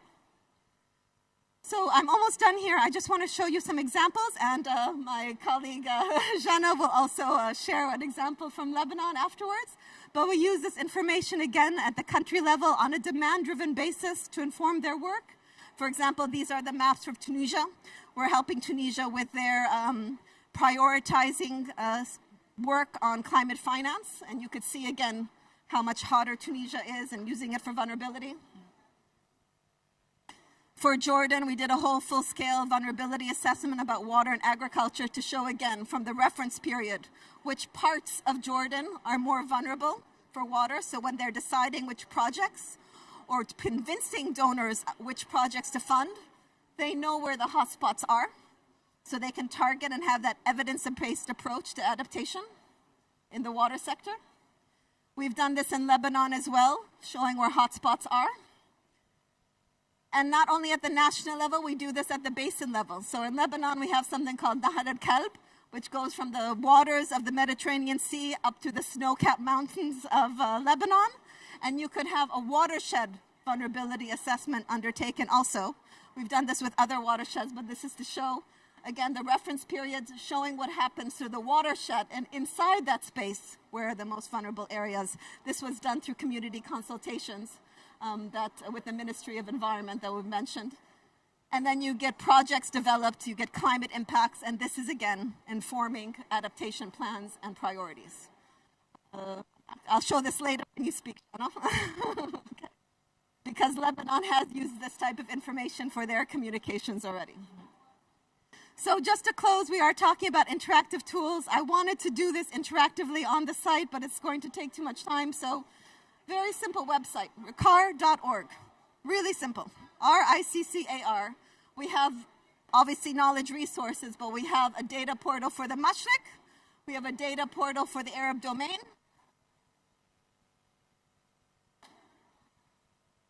For example, this is the knowledge hub for the data portal for the Mashriq area. You can pick the indicators, you can see what you want. And there's a data request sheet. Yalla. There. So also online, there's a request. So if you can't find what you want online or you want data, daily data, not the annual data that we put online, send us a request. We have a team just working on requests, just responding to requests from governments. And then this is an example of what you can download, open access. This is very different from the IPCC. IPCC is wonderful. Let me not, I'm not saying anything against, but it is a global effort with experts who take literature-reviewed articles to assess what is likely or not likely in the future. This, you decide. You are having open access to the daily data. Online, we put the annual data because it's just too much data to put onto the servers. Open access that you can use all these projections to inform your own work on agriculture, your own work on groundwater, your own hydrological models that are able to help inform and create an understanding of what climate change means for the region, for water. And again, we've done this, for example, for drought analysis. Teams come in, they take the data, and they can analyze, for example, SPI changes or whatever the area that you want to look. This either covers, again, the Arab region or the Mashriq region. Depends what you want to focus on. And if not, you can always use the methods and tools from some of our knowledge resources and use it for Europe. For example, we're helping to inform Europe on their transport policy, using the same methods, even though we don't model in the EU, but they're using the methods to help understand vulnerability of their transport systems. So again, riccar.org, that's the tool, and we've been helping governments with it. I'm going to turn to Jana Al-Hassani. Let me go back to that slide that gives you a background and introduce you. Here, let me just introduce you. So I get all your illustrious background. So Jana is an adaptation expert. Who is part of the Lebanese delegation here attending, a climate adaptation specialist. She is an expert in environmental issues as well as disaster risk management. She's worked with international organizations such as the Red Cross, UN agencies. She was an intern at ESCWA way back when, and has also been recognized in 2021 as one of the 10 outstanding young persons of Lebanon for moral and environmental leadership. And she will explain how the Ministry of Environment has been using some of these outputs. So over to you, Jana. Thank you, Carol. First, allow me to thank you for having me here, and I'm happy to be here despite all what's happening right now in the country.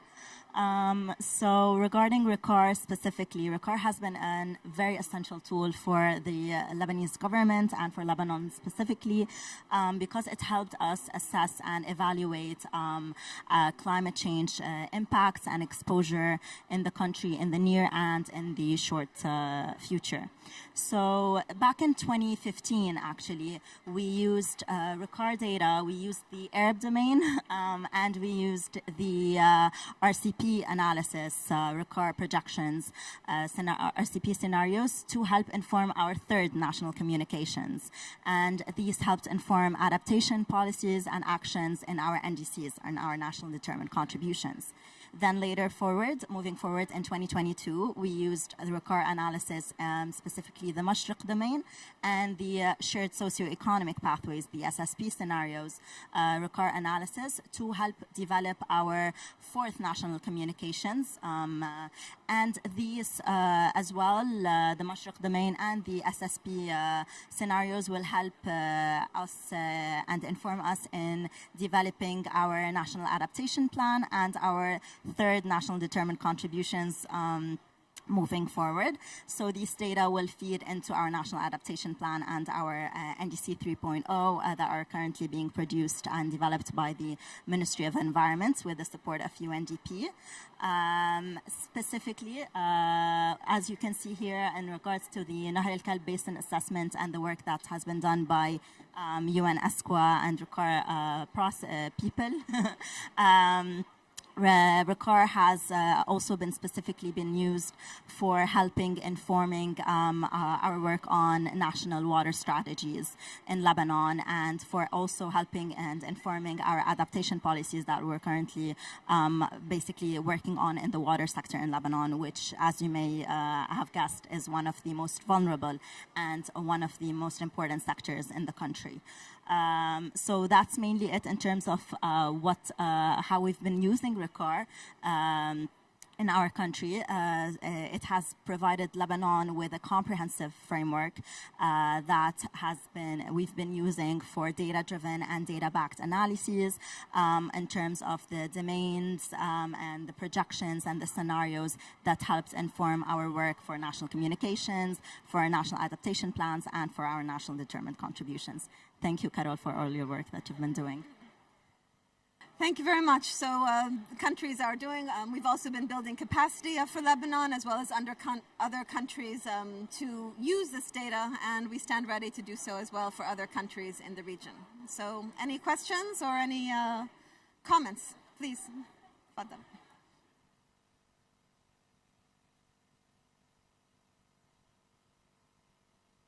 Thanks a lot for your explanation. It was great information about what's going on in our region. However, I want to focus on one point, which is water efficiency. So we need to pay attention to this point, because when temperature going out means that the efficiency of water is going down. According to some research, when temperature going up by 1 Celsius degrees, it means the water efficiency will decrease by 10%.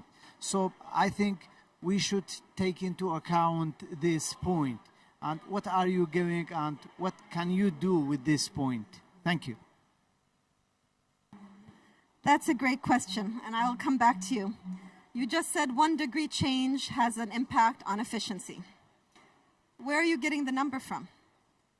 With this data, you can decide, is it 1 degree? Is it half a degree? Is it in the northern part of Iraq? Is it on the water? What is the temperature change? Use a model and see with evapotranspiration, evaporation, land use, temperature, precipitation rates, what is the effect on the system there?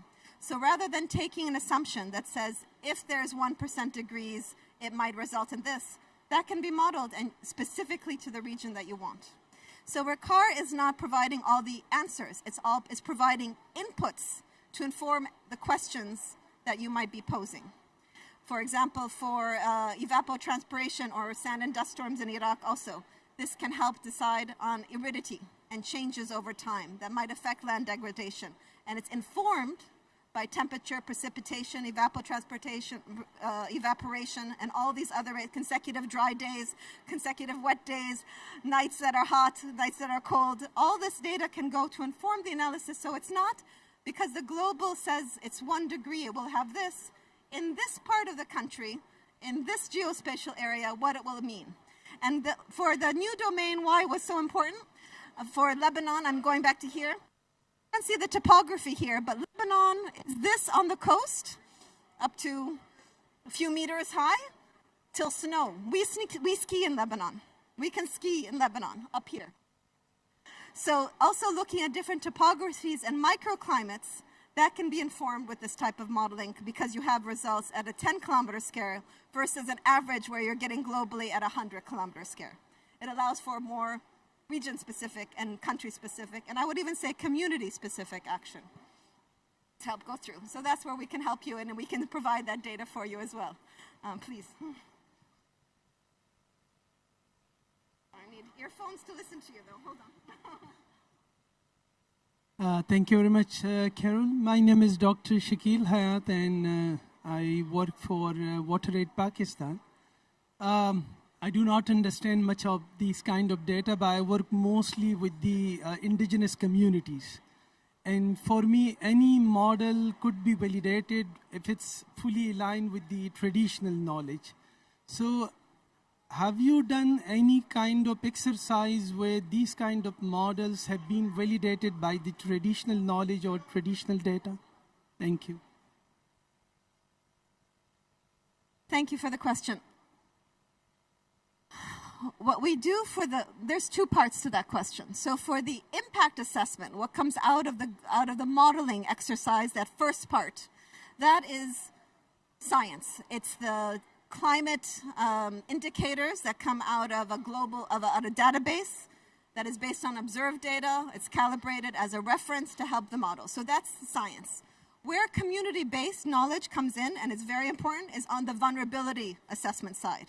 So again, I showed the map for Tunisia. Just in September, we had a national consultation on what are the vulnerability hotspots in Tunisia. So I had, with the team, we had a mapping of what indicators were. But during the meeting, someone said landslides. In that area, there was in one area of Tunisia, a lot of landslides. In another area, there was more wildfires than expected. I did not have a layer with our team to identify wildfires here, and we can find ways to identify the frequency of that as an adaptation layer, or the landslides. So the community-based approach, by consulting with communities on what has been happening most recently, helps to inform the vulnerability assessment. And then they have a geospatial, geotemporal also output to help then tell policymakers, well, look, in the north, we need a lot more help on water because that's where our forest fires are more, versus the south, which tends to be thought to be more dry and therefore needed more. So it helps to identify priorities. And again, the methodology can be transferred to Pakistan. I don't have the country-specific knowledge for that region, but the ideas are transferable and we can provide training. Any other questions, or are we good for our last technical tool?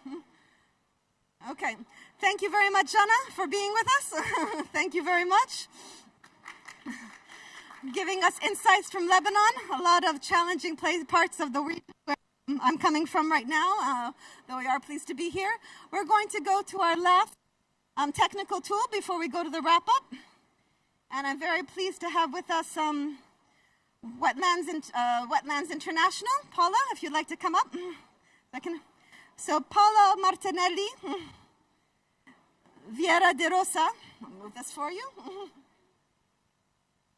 is the Global Water Advocacy Officer for Wetlands International, and she will be sharing progress on an initiative called the Freshwater Challenge, on how, again, that can help with watering the NAPs and the NDCs. Over to you, Paul. Thanks, Carol. Hi, everyone. So what is the Freshwater Challenge? I'm waiting for the slide to come up. A second. I'll just start introducing and while we wait. So the Freshwater Challenge is a country-led initiative. Around 2 years ago, we were still unsure whether freshwater ecosystems, they would be explicitly included in the Global Biodiversity Framework, so under the Convention of Biological Diversity. But thanks to concerted action and advocacy by champion countries and conservation organizations, they were included. Inland waters were, for the first time, explicitly included in targets 2 and 3 of CBD. And that really set the target of restoration and conservation of 30% of degraded ecosystems. Can you put the next slide, please? I don't have the pointer. Thank you. So our colleagues at Wetlands International and WWF, they decided to calculate what the 30% actually meant in terms of quantitative numbers.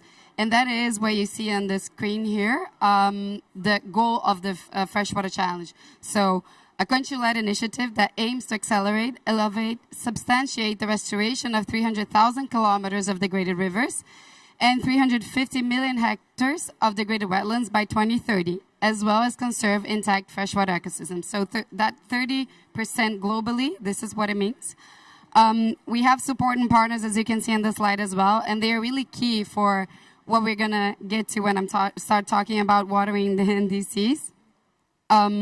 But this whole journey with the Freshwater Challenge, at CBD COP, then we had this first big step, and it was at the UN Water Conference that the Freshwater Challenge was officially launched by 6 countries.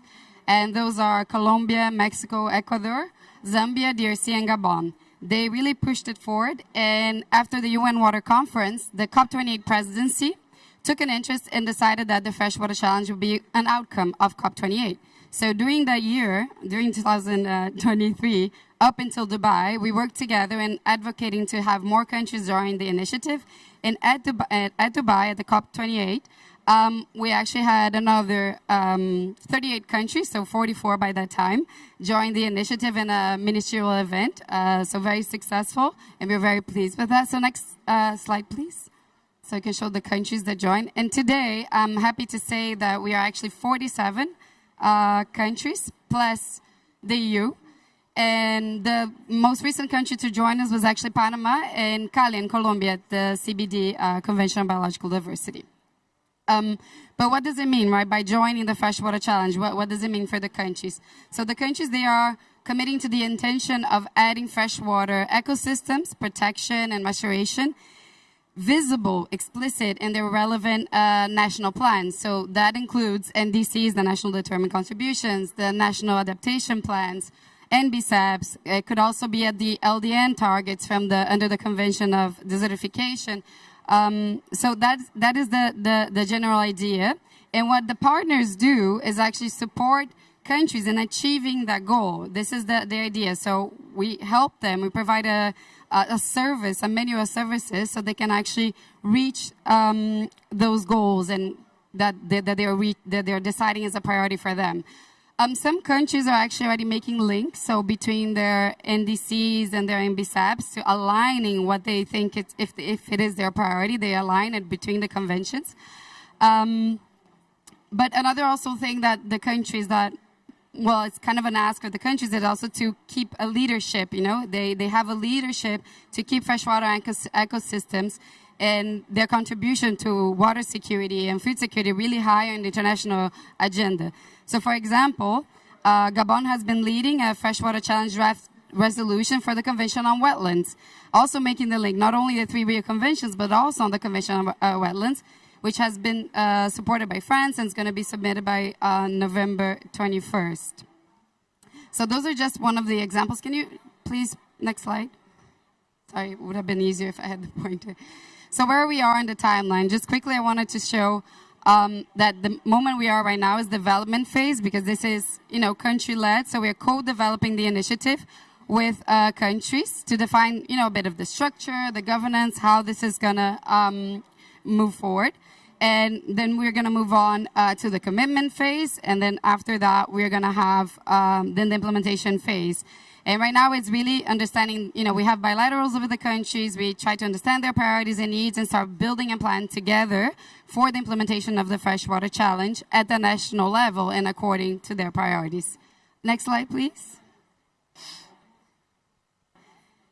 And in terms of getting to the tools, how we work at the global level, the partners is we have four working groups, one on private sector engagement, one on resource and finance implementation, one on policy and advocacy, and one on technical assistance and knowledge sharing. And that's the one that actually relates to, watering the NDCs or the NBSAPs or the LDN targets. We also have a task force and form and function where countries, together with the partner, talk about all these things together, coordinate and see, because it is country-led, so we are always talking to the countries every 2 months, more or less. We have these meetings to move forward with the initiative. Next slide, please. So under the technical assistance and knowledge sharing working group, what we have been doing is trying to harmonize a lot of the existing tools, the tools that you have been seeing here as well.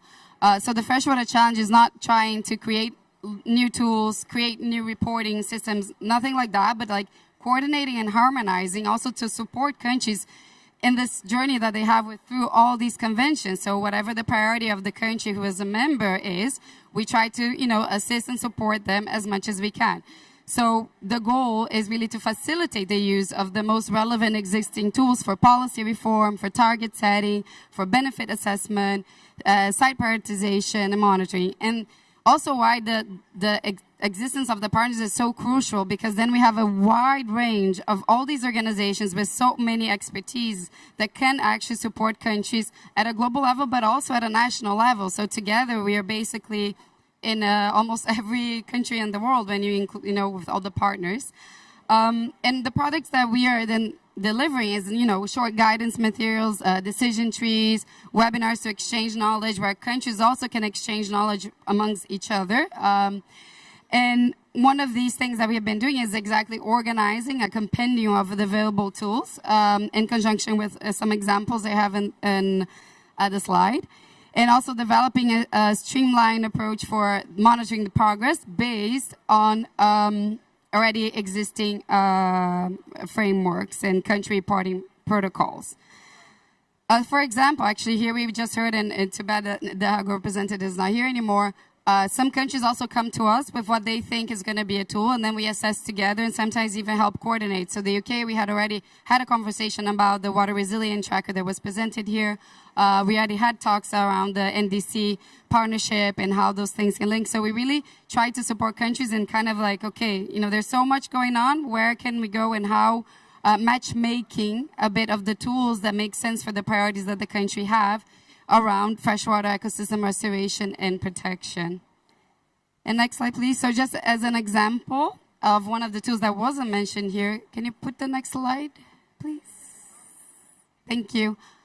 The Wetlands Gap Map, which is a tool that has the goal to raise global awareness and improve decision-making to match impact investments to high-value wetlands landscape. It really acts as a one-stop shop for policymakers, investors, and other stakeholders that want to access the wealth of wetlands information status.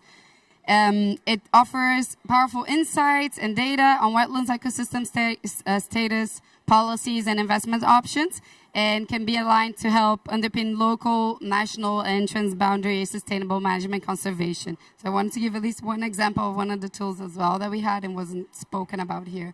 Next slide, please. And one of the places that we have been adding this information, can you please go to next step, please? Next slide. Thank you.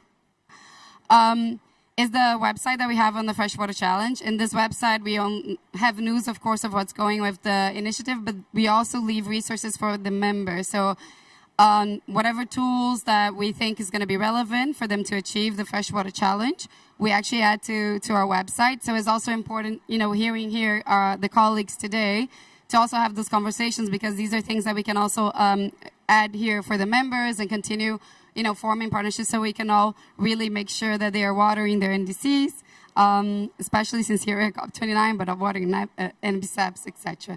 So that was it from my side. Thank you very much.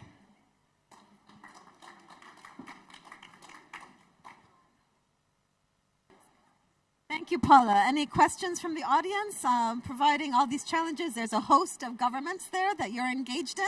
And again, this was articulated in the outcomes of the negotiations. Any comments or questions to turn over to Paula? Yes, please.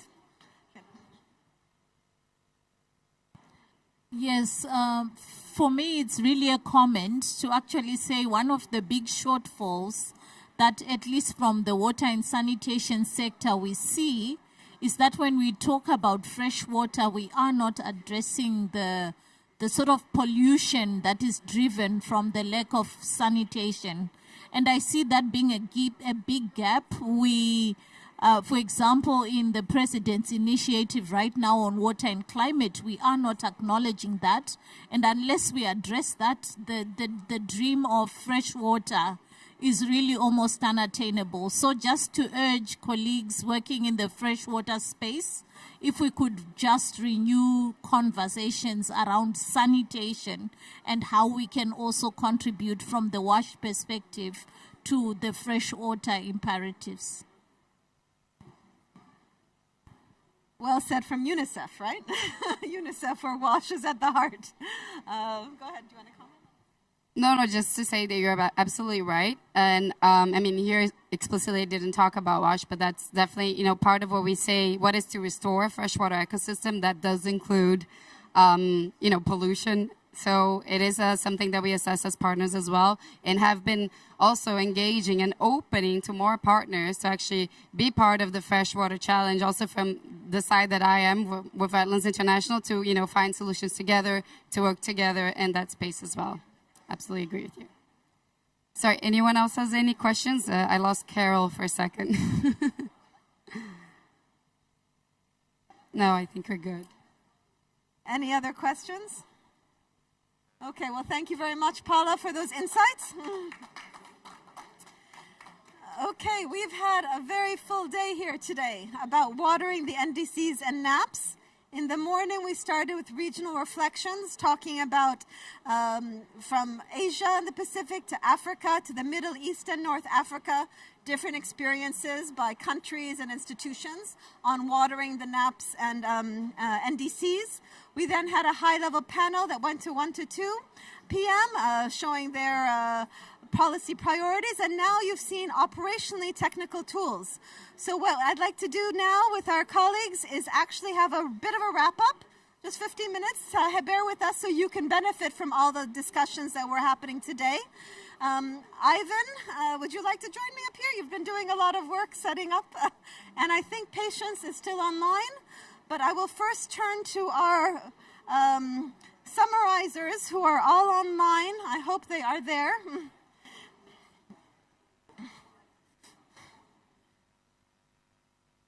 To provide us with a summary of the key messages that were happening since this morning. Can I have the one with the slides of people's names?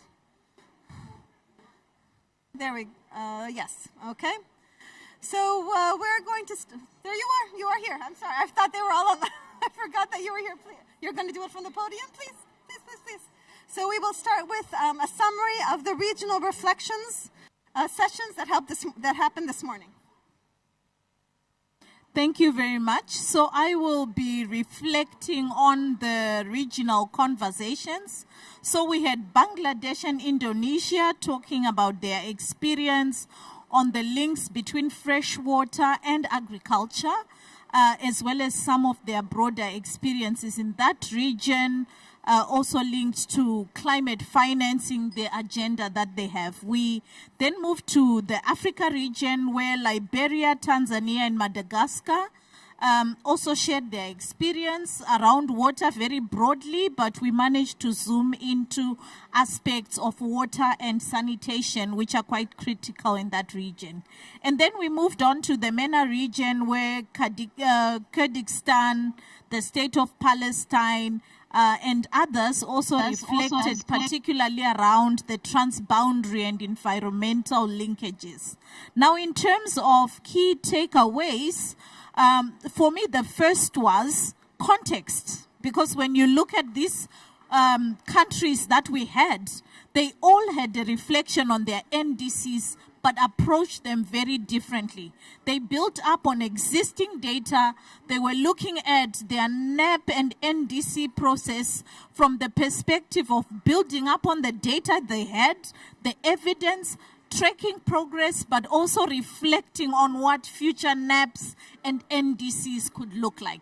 So what it means is we can start anywhere with whatever context that we start off with. The second was the process. The process was very critical for bringing together the arms of government, different arms of government, the water people, the climate, the finance, the environment. So it's a whole of government effort, but it also included a lot of input from indigenous groups, from local communities where the impacts of climate change were felt. So this whole of government approach actually allowed us to influence the water policies, but also the climate policies as we were developing these NAPs and really building upon the complementarity of the processes within the water sector, but also outside the sector. So the process matters. Again, on process, very participatory, very inclusive, and reflecting on the different needs based on the context that you find within the countries. And then lastly, water is a connector, and that's one of the big messages we've wanted to come out of the discussions today. And we've seen approaches around water resources management, water security, and within those, we then start talking about transboundary drinking water, sanitation. And so it's really important to also use the NDCs as a connector for water within our space as water, but also with other sectors, with the economy, with poverty alleviation, with the environment, and so on. So from my side, context matters, the process is important, and water is a connector. Excellent summary. Thank you very much for that. And thank you for also helping with that first session, being a moderator for the regional reflection for the Area of Africa region. Our next key message segment will be on the high-level segment. Chiara Colombo, Policy and Engagement Officer at IWMI. Is she online? Hello?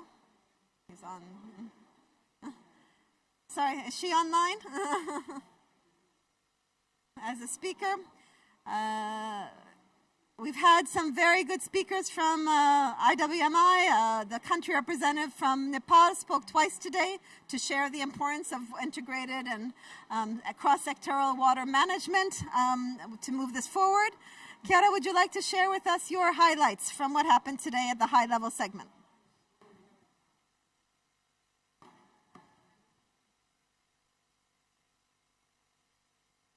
Can't hear her. Wait a second, Chiara. Just we can't hear you. Can you try again?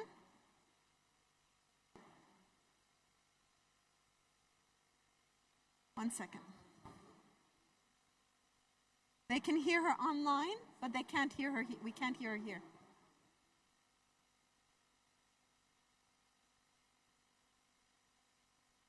Just say hello again. Still, yeah, you're going to start singing? One second, let us just get over this technical glitch. Okay. Thank you, Estelle. Yes, we haven't been able to hear her on the audio. We just would like the colleagues in the room to also hear. You can hear me, obviously. You can hear me. One second.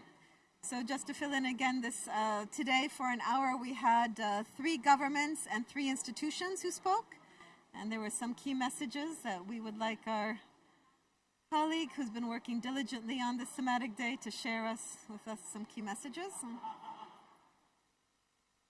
Want to try to say something one more time? Oh, we've got music now over here.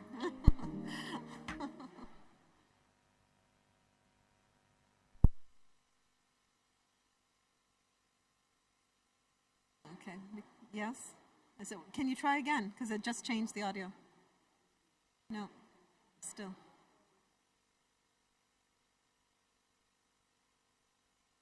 I'm sorry. Thank you for your patience, everyone.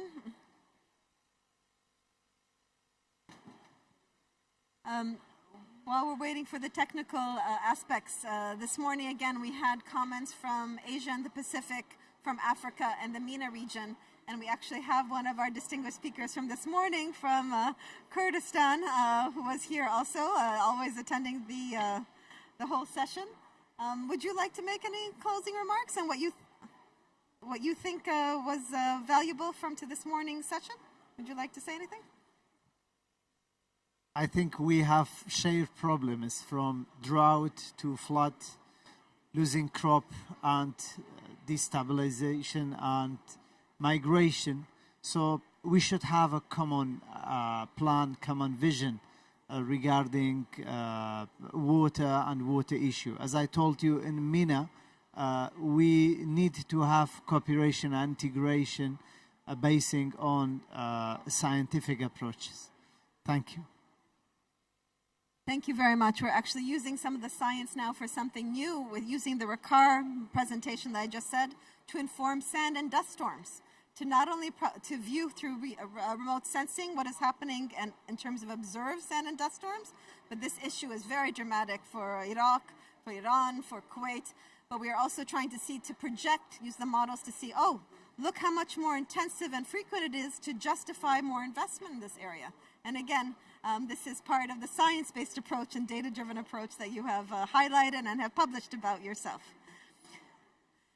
So Ivan, are we going to get this fixed? All right. Thank you all for your patience. Would anyone else like to make a comment on what they've heard today? Pakistan, you would like to make any, would you like to share a comment? Well, my comment is specifically about the Paula, when she was talking about the different wetlands and ecosystems. So I think these ecosystem would be valued more if there is a kind of economic valuation of all the wetlands, fresh wetlands around the globe. So I on myself, with the funding from the USAID, did an ecosystem valuation of the Kabul River Basin to enhance water diplomacy between Pakistan and Afghanistan. And that somehow really helped to bring all these stakeholders together.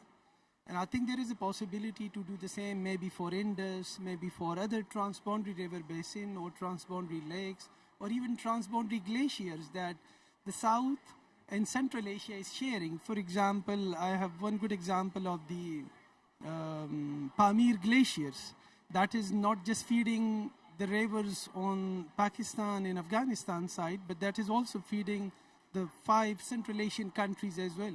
So if we have the economic valuation of these, freshwater ecosystem, its value will be enhanced and it will bring more diplomacy in the region. Sure, thank you. The one takeaway, which is basically what I'm going to repeat from our session, but is the importance of costing and costing all the WASH and water interventions in the NAPS and NDCs.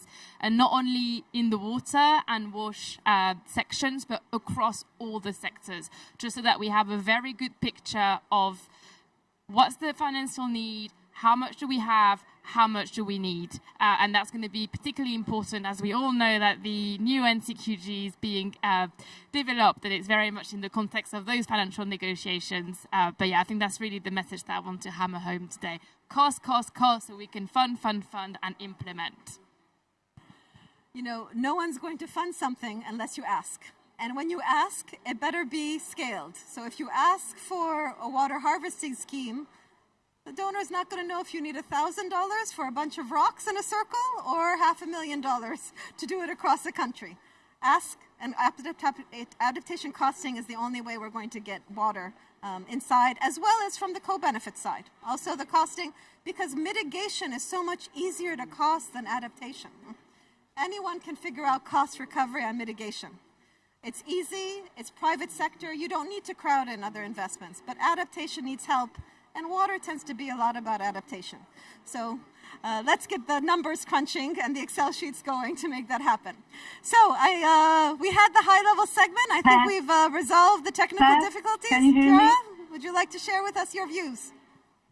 Great. Can you hear me now, yeah? Am I audible? Go ahead. Can you hear me? Yes? Can I go ahead? Yeah. Okay, great. So thank you so much for the exchanges this day. And I also want to take the opportunity to thank Carol and Patience and Ivan for their coordination in putting together this insightful and interesting day. I want to be quick because we already lost a little bit of time due to technical issues. And I'm also going to share some key perspectives from the high-level panel that are also linked with what has been said before and what is being discussed in the room. So for me, the main insights and takeaways from those discussions are recognizing water as an holistic factor, as an interconnecting element that influences not only the environmental, but also the social and the economic aspects and aspects of society. And we need a multi-sectoral approach that will include all the sectors together. There is also a need for capacity building and technical assistance. We heard also some examples of from countries, so from my colleague Manohara, but also then after the high-level segments, there was also this segment on interactive tools. So that's how do we support, how do we make sure that this happens? Evidence-based approaches. So the need to increase the studies and research on how water is interconnected and is a sort of a resilience factor, one of the most effective in climate resilience. Data-driven decision making is essential. On data, we need robust data and analysis. And we also need to inform policymakers so that they make the best decisions out of the information-based decisions. Increasing financing for water resilience, and I also now connect to what has been just said in the room. It is important to in a way have a clear idea of what's the cost. It's also important to understand that through water we might also address co-benefits, so maybe the cost will be less.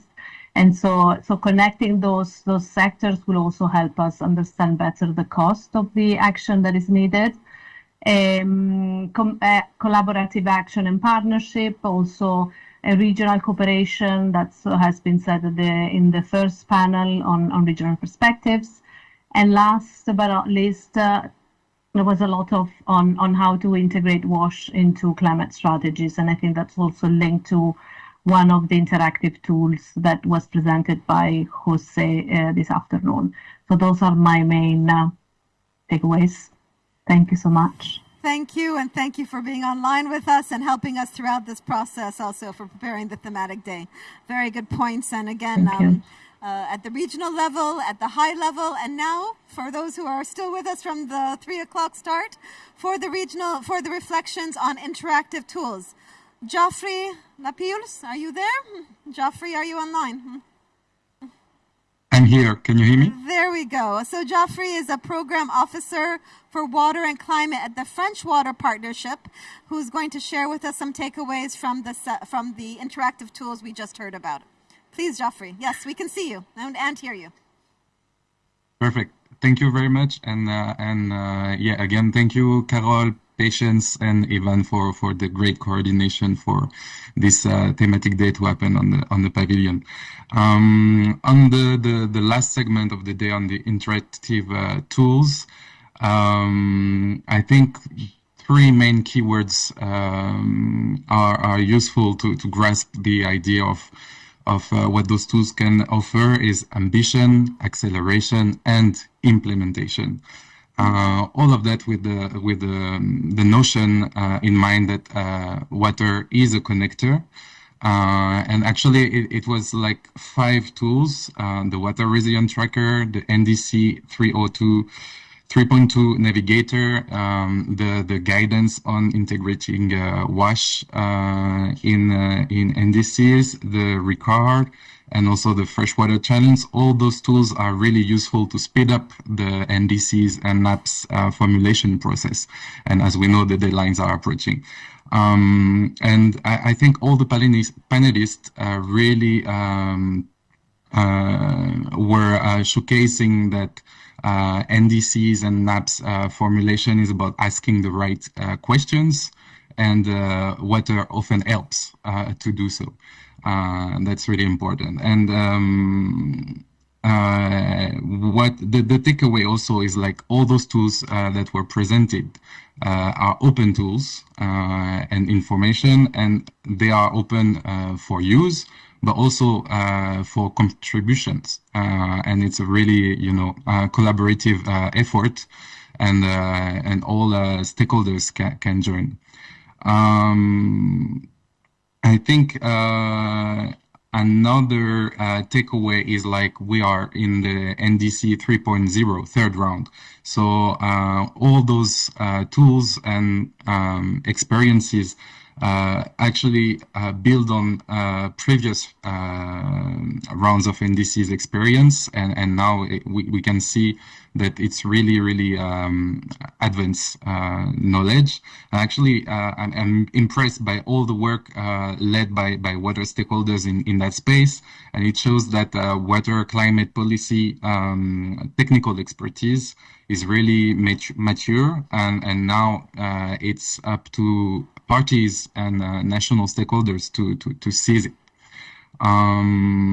We had also a very important point that NDCs and NAPS is not only about national government, it's also about including local governments and civil society in the whole of society approach, which is really key for the process to work and be really viable on the ground.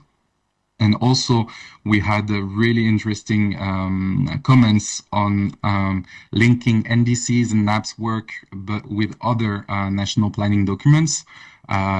So, with NBSAPs, for example, in other Rio conventions, but also in other national documents such as development plans, etc., which is really help with the policy coherence at national level, and also the appropriation of NDCs for national stakeholders.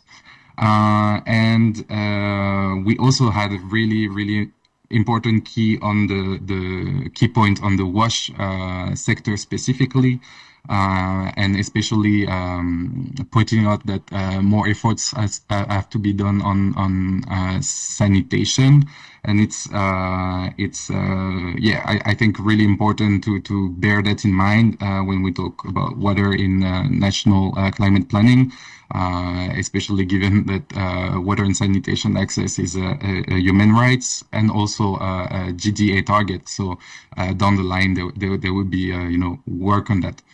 And to end this quick summary, I would say, like, maybe talking about water in NDCs and NAPS, it's not a virtual conversation. It's really about the policy impact in the real world. And speakers have told that it's also about attracting finance to grassroots projects, and I think it's all the day was about, and our collective work is about, is like translating those talks and negotiations at COP into real life change and real life resilience for people. So that would be the main takeaways. Thank you very much. Thank you very much, Geoffrey, and thank you for being online with us today and providing those key outcomes. Much appreciated, and also your collaboration in preparing this program over the last several couple months. So I'm hoping that Patience is online. If not, Julie, you're drafted. Patience, are we going to be able to hear you? And Ivan, can you join me here? The three of us have been in non-stop communication for the last several weeks, so I really want to acknowledge all the efforts to give some closing messages. Patience, it's over to you. Great. Thank you so much, Carol, and thank you to everyone who is still in the room, who stayed with us right till the end of our programming today. I won't take away or add anything to the main takeaways that you've already heard, but mine here is just to say thank you to our partners who helped to shape the programs today that you had. I'll leave Ivan to mention them by name in case I forget anyone, but we had very enthusiastic discussions during our planning processes, and this was reflected in the richness of the discussions today.